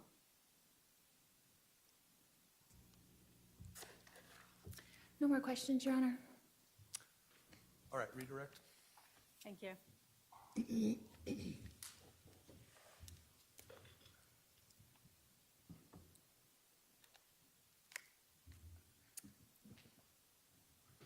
You, did you reach out to the police, or did the police reach out to you after you learned Charles was dead? I reached out to the police. I was surprised, given that if they'd seen his phone, they would see the text communication that we had had, and that we had been at dinner that night before he died. In terms of speaking with Charles's family, Kay Woodcock, did you know her before this? No. Had you heard her name through speaking with Charles? Yes, from Charles. I knew that he had changed his life insurance to his sister Kay, and he talked quite a bit about Kay and his love for her and the relationship with JJ and how that they had adopted JJ. So you understood the closeness he had with his sister, Absolutely. and you said you reached out to pay your condolences. I did. When you learned that Charles was dead, were you shocked? I was watching the TV and it was talking about a case, and his picture came on the screen, and shocked is an understatement, yes. In terms of talking with Kay, have you ever tried to talk to other people to learn about or verify if the stuff that Charles told you is accurate? No. Is what you are telling us just what he told you? What I'm telling you is part of what he told me. There's a lot more. And did you tell the police all of what he told you? That you could remember at that time, I should say. I believe, no, I thought I would probably be interviewed again, and it was more an ask-answer format. There was, I remember being surprised that I wasn't interviewed again. Okay. Because Charles had shared so much with you. Correct. In terms of the defendant's brother, Adam, did you ever talk with him about the case? No. Through media, did you recognize him? I as- recognized him because I'd seen him on reports. And I knew that he was going to be testifying in this hearing. When did you see him? When was this interaction Like at this pickleball? a week and a half ago. So a week and a half ago, when you see him at a pickleball tournament with your grandkid, you say hi to him? Basically. You don't talk at all about the case? We might have talked about that we were testifying. I don't know. No details for sure. Okay. Just a general, and then he saw who my grandson was, and the end. So nothing about, hey, I'm going to say this, or Charles told me this? Absolutely not. When you and I met, did we go through your testimony? Or let me get this straight. Did we go through what you told the police? Yeah. Did I indicate to you to just tell the truth, You told me to tell the truth, whatever that was? whatever that was. You were asked about the fact that you knew Charles for basically a week, right? Correct. Did he make an impression on you? Charles was a large personality. It would be hard not to be impressed by his wit and just gregarious, big personality with his Southern accent. You were asked a lot on cross about you dating a married man. Correct. What was your impression of where this relationship was between Charles and Lori Vallow when you and Charles started talking? Well, I knew that they had separated and that they had reconciled, and I knew he had filed, and then he had recanted that. But he also had met with an attorney to begin the process again, and was very emphatic that he was done with all the craziness. And was that last time something that you understood to be very recent? Prior to us meeting? Yeah. Yes. When he's talking to you, he's telling you about, you said sort of the whole year of 2019, correct? But this last understanding that you had of him now going back to a divorce lawyer, was that something you understood to be very recent in time to that July 10th when you're meeting? Correct. Okay. And did you understand him to have even met with an attorney? I believe he told me that, yes. So that was where you were at, Yes. and that's what you understood Charles to be at.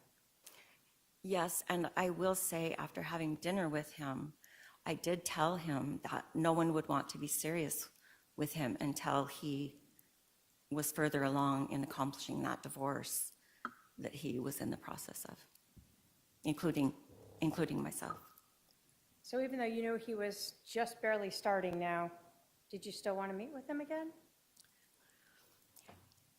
Yeah, I wouldn't have entertained a serious relationship, but he was fun, and yeah, I would have met with him again. All right. I have no other questions, Your Honor.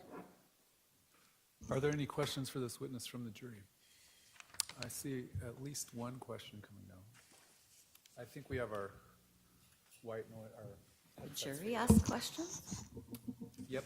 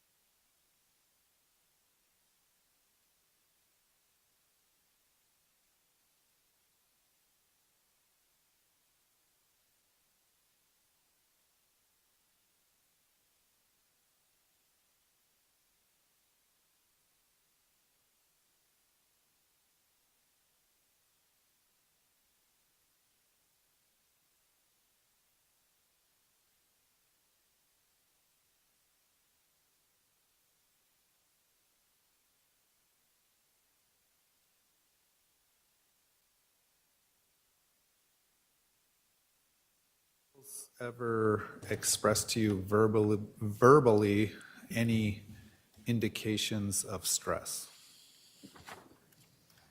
Definitely, he was very worried that, That, I think we'll just keep it with a yes/no answer for this question. Does the defense have follow-up based on that juror question?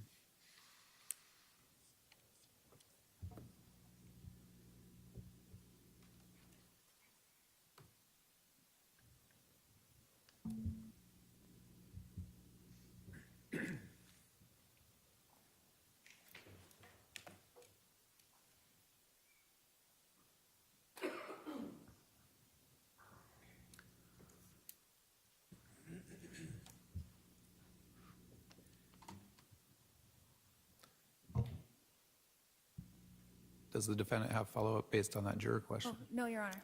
All right, state. No. All right, you can step down, thank you. thank you. State can call its next witness.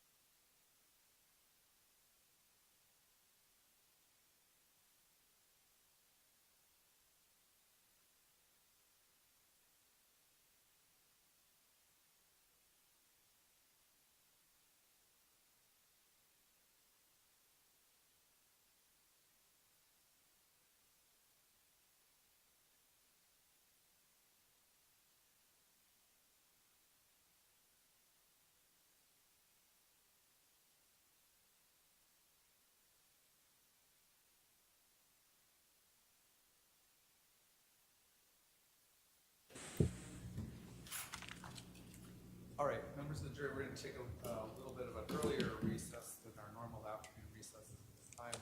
Please remember your admonition. All right, to the jury.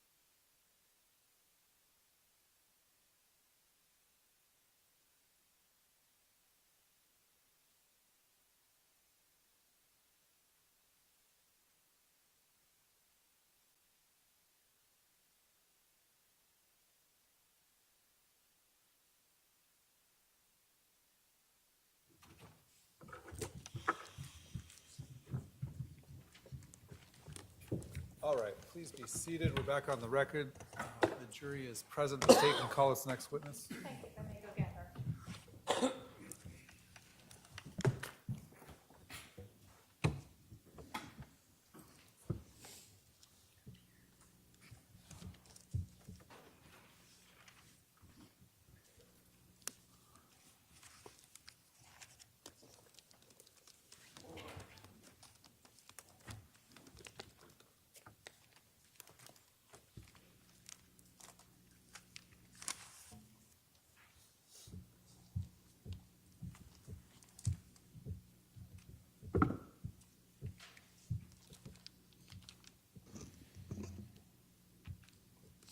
State calls Christina Atwood. All right, ma'am, you're going to come right up here in front of me and be sworn in.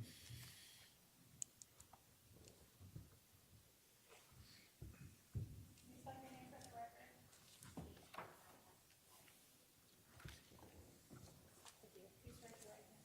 You solemnly swear the testimony you're about to give will be the truth, the whole truth, and nothing but the truth, so help you God. All right, you're going to have a seat just over here to my left.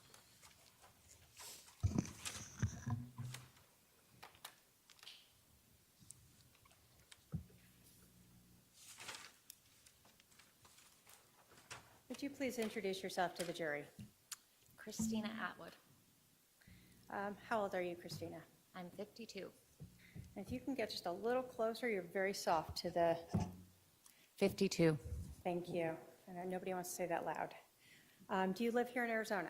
Yes, Did you live here in Arizona in 2019? I did. Are you from here? Not originally.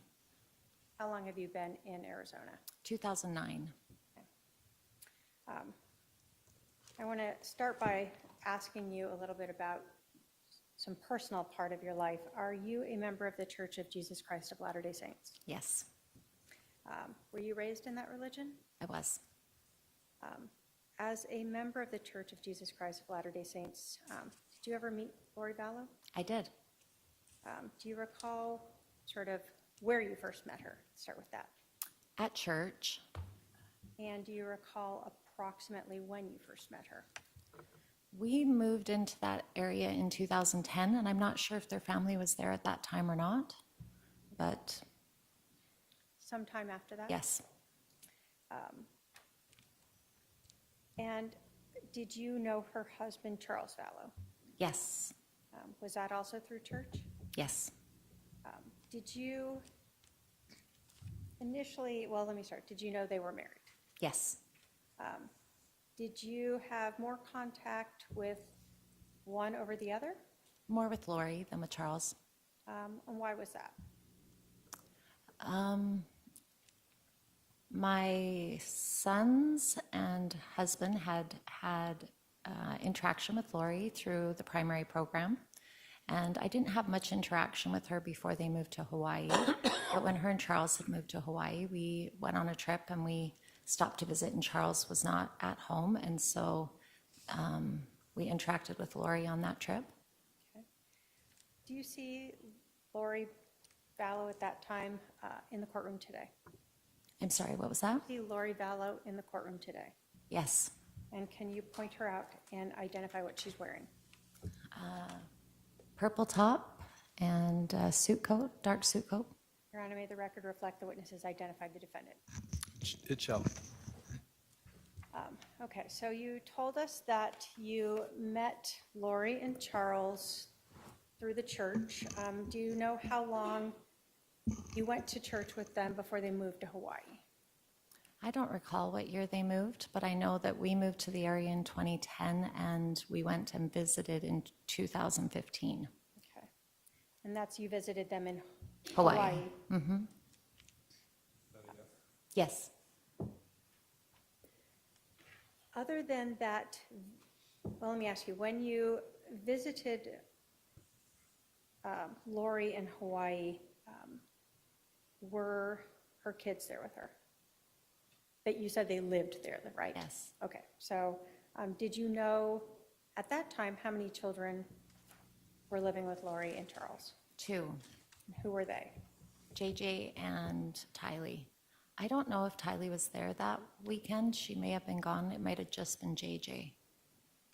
But you were familiar with them having those two children Yes. residing with them? Is Oh, that- and I also had known her son before they moved to Hawaii, was in our ward as well. But and- he wasn't living in Hawaii, I don't believe. That was, do you know if that was Colby? Yes, Was he a son from a prior marriage? yes. Did you know any of Charles's children from a prior marriage? No. When you went to Hawaii and saw Lori and JJ, how long did you spend a day or weeks? How long were you visiting them? We visited on a Sunday afternoon for an hour or two, and then sometime in that week, we got together for a couple of hours on the ocean, just paddleboarding, and that was it. Had you had social interactions with Lori and Charles prior to going to Hawaii? Not anything other than waving or saying hello or something, no. So mostly it would have been prior to that tied to any church activities or Right. things like that? Correct. Did you at some point learn that Lori and Charles had moved back to Arizona? Yes. How did you learn that?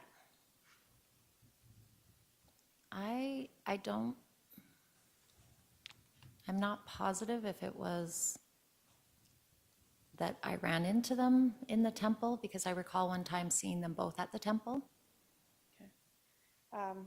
And do you recall if that was around 2018? Like, yes,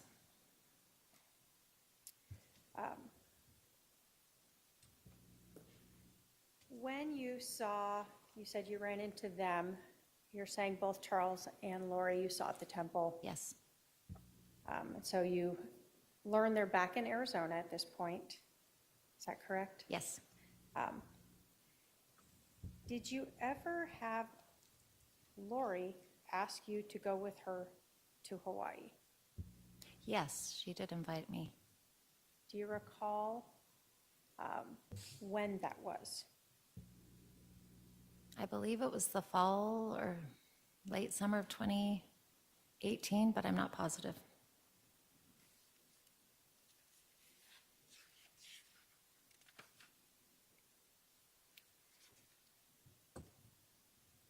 Do you recall ever do you remember being interviewed by the police? Yes,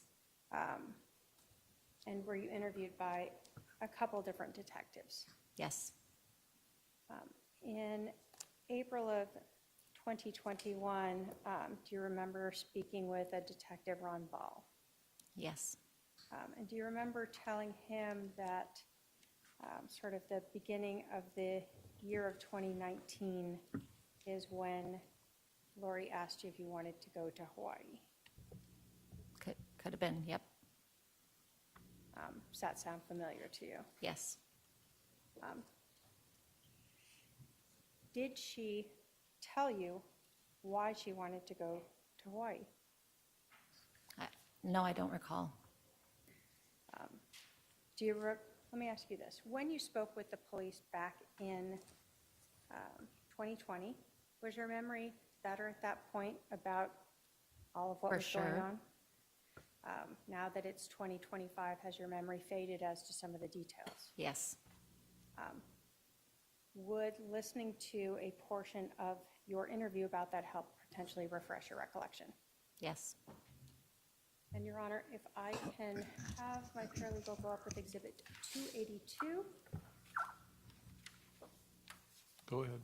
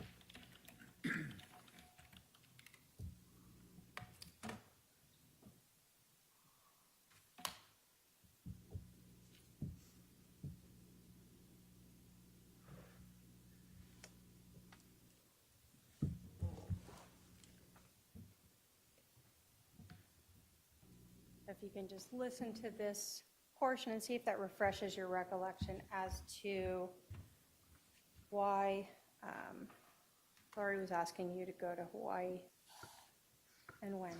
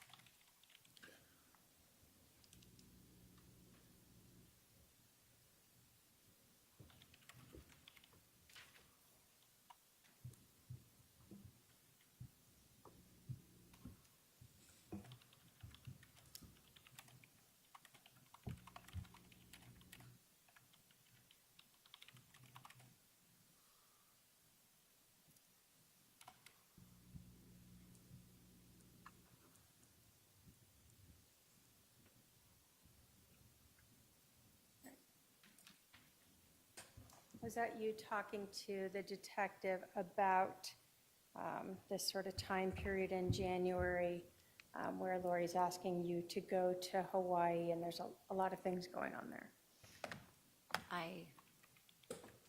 Yes, I recall that. I actually remembered the invitation being prior to that, and what I was referring to there was something else. Okay. So there was a prior time you had gone to Hawaii to see Lori and a prior invite, correct? No, I'd just gone in 2015 with my family. Okay. That's the only time That you went there with? that I went there, yes. Okay. So having listened to that recording, did it refresh your recollection about Lori inviting you to Hawaii in sort of the January of 2019 period? Yes, but I didn't say there that I was invited to go, and I thought that that was previous to that time, but at some point in either the fall or the spring there, I thought it was the fall, winter, she invited me to go to Hawaii, Okay. and I wasn't able to go. When, well, let me ask you, so in January of 2019,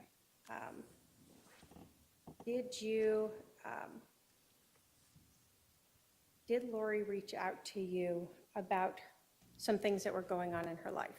Yes, Did she talk to you about her marriage? she shared that she was upset with Charles. And did she indicate whether or not she was still living with him? She had indicated that she was not with him at the time. Did she indicate that she had gone to Hawaii? Yes, And did she indicate that she was not telling anyone that she was there? she indicated that she was keeping it, that there wasn't very many people she was sharing it with, yes. Okay. Did she indicate that Charles was back in Texas? Yes, Did she indicate that Charles had JJ with him in Texas? Yes, Did she indicate that her daughter Tylee was staying with her brother Alex? yes, Did she indicate that Charles had tried to take her temple recommend away, and this was one of the reasons she left? yes, And was it her, did she tell you that she didn't want Charles to know where she was?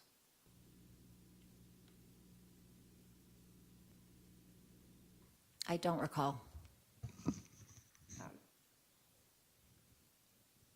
So if you had said that to the police back in April of 2021, would your memory have been better For back then? sure. Do you contest that you told the police back then that she was trying to make sure that Charles didn't know where she was? I'm sorry, could you say that again? Would you, if you had told the police back in April of 2021 that Lori told you she didn't want Charles to know where she was, would you have been truthful back then? For telling sure, them that? yes. Okay. Do you know how long she stayed in Hawaii? I don't. Did you ever become aware of her going to Idaho as well? No, not until December of 2019. Do you know how long she stayed, how long she didn't let Charles know where she was? I don't recall. At some point, did you learn she was back in Arizona? Yes, And did she reach out to you to invite you to any groups? yes. Do you recall approximately when the first time it was that you met with her in some group format in 2019? I believe it was spring 2019, maybe February. And do you recall, were there other people at that meeting? Yes, Do you recall who was there? yes. Who was it? Zulema, Melanie Gibb, Nicole Earl, and Serena Sharp. Who organized that? Or who invited you? Let me ask that.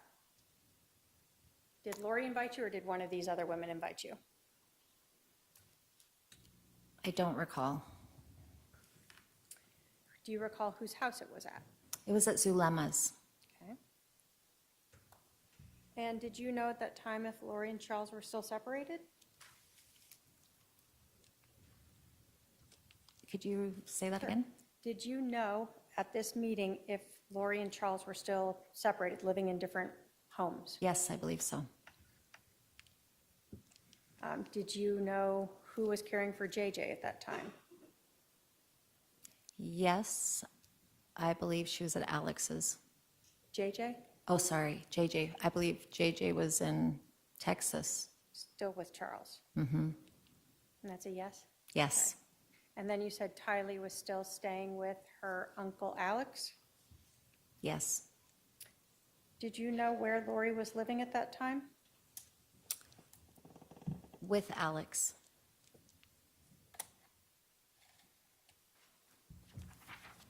Had you met these other women prior to this meeting in February-ish of 2019? The only other person that I knew was Nicole Earl.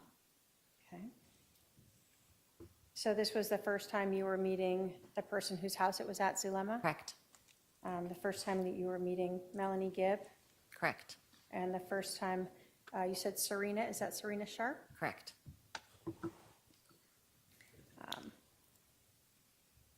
Was there anything that Lori said at this meeting in February-ish of 2019 that she said about Charles that stood out to you?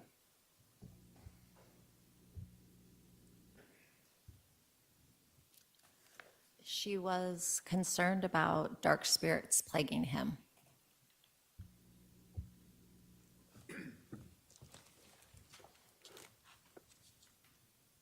Did she in fact tell you that he was possessed by dark spirits?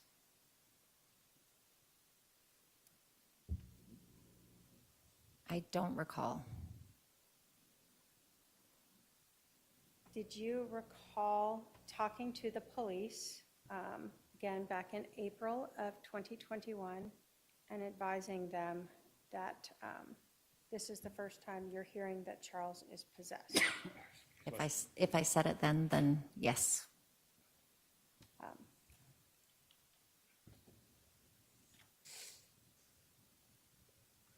When you were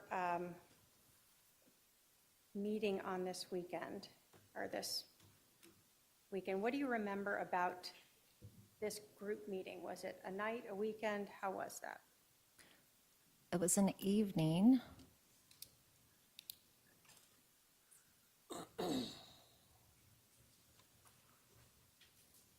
We may have met twice in the evening that weekend.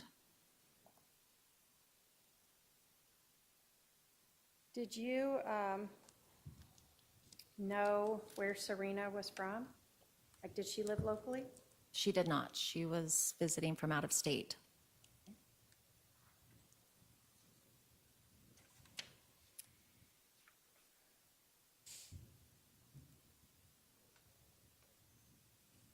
When you were meeting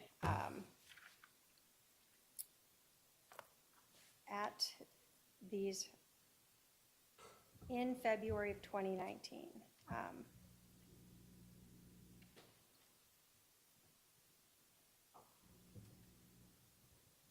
do you recall telling police that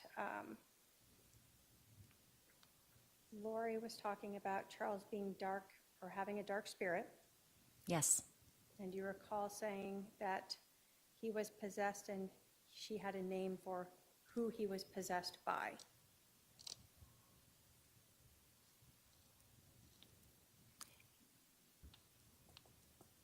sorry, can you say that one more time? Sure. Do you recall telling the police that he was possessed and she had a name for who he was possessed by? I don't recall, but believe that I said it. Would listening to your recording help refresh your recollection as to that? Yes. Your Honor, if we can have her listen to Exhibit 200. Go ahead.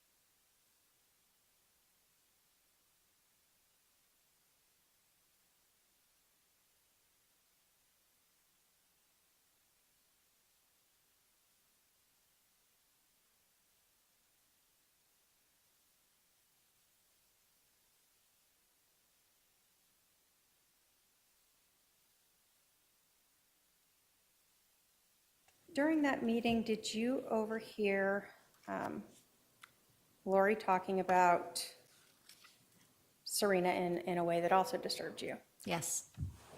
What do you recall of that? It was just very negative, and that she didn't believe that Serena was going to be good after all, something to that effect. Okay. So prior to that meeting, Serena had been at the meeting at Zulema's house, Yes, just the one. and she had been on a Zoom meeting, maybe? Yes. And then this meeting in June, she was was no, not. she was not. And at that point, Lori seemed to be talking negative of her. Correct.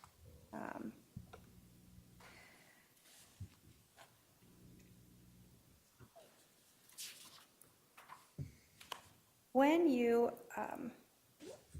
talked to Lori about these statements that you had heard Alex say and her say on the 9th, did you continue to meet up with Lori after that? No.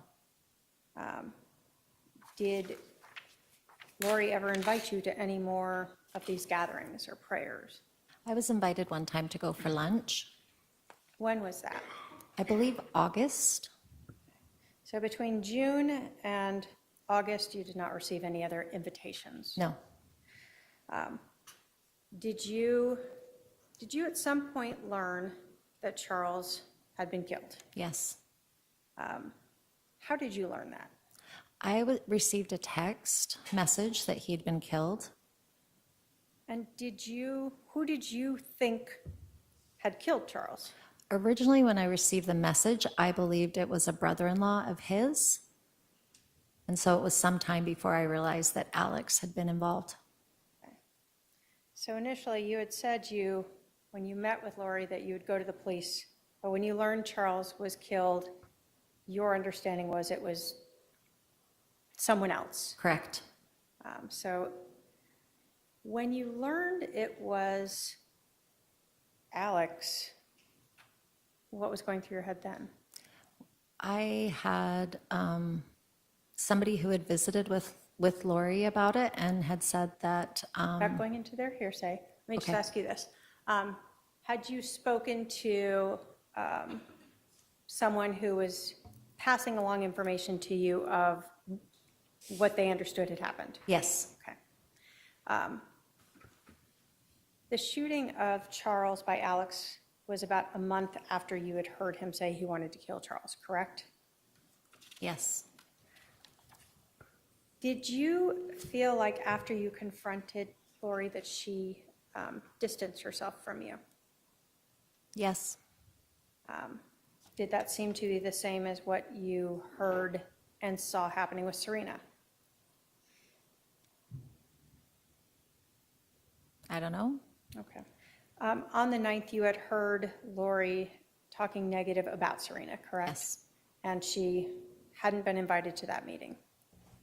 She lived out of state, so it wasn't surprised that she wasn't invited. Had she flown in for a previous meeting, though? Yes, So, just the one, the initial one.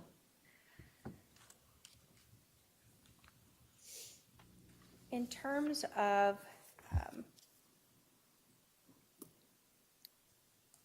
your interactions with Lori,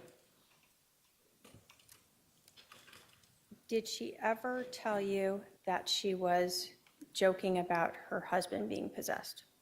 No, Did she ever tell you she was joking about him having this dark spirit inhabiting him? no,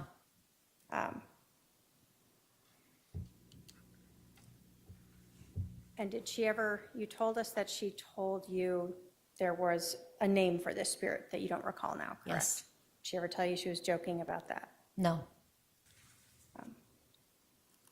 No other questions. Thank you. All right, Cross, No questions, Your Honor. are there any questions for this witness from the jury? Not seeing any. Ma'am, you can step down. Thank you.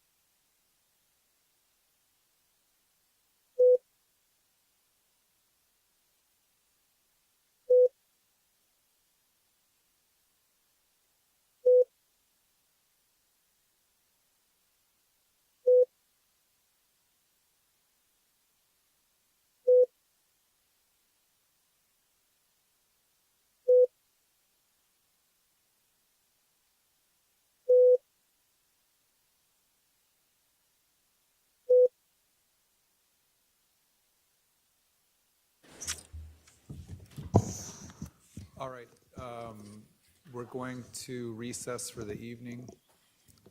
We'll resume tomorrow at 10:30 a.m. Again, I'll remind you of the admonition and advise you to avoid any sort of information about this case outside this courtroom. All right, to the jury.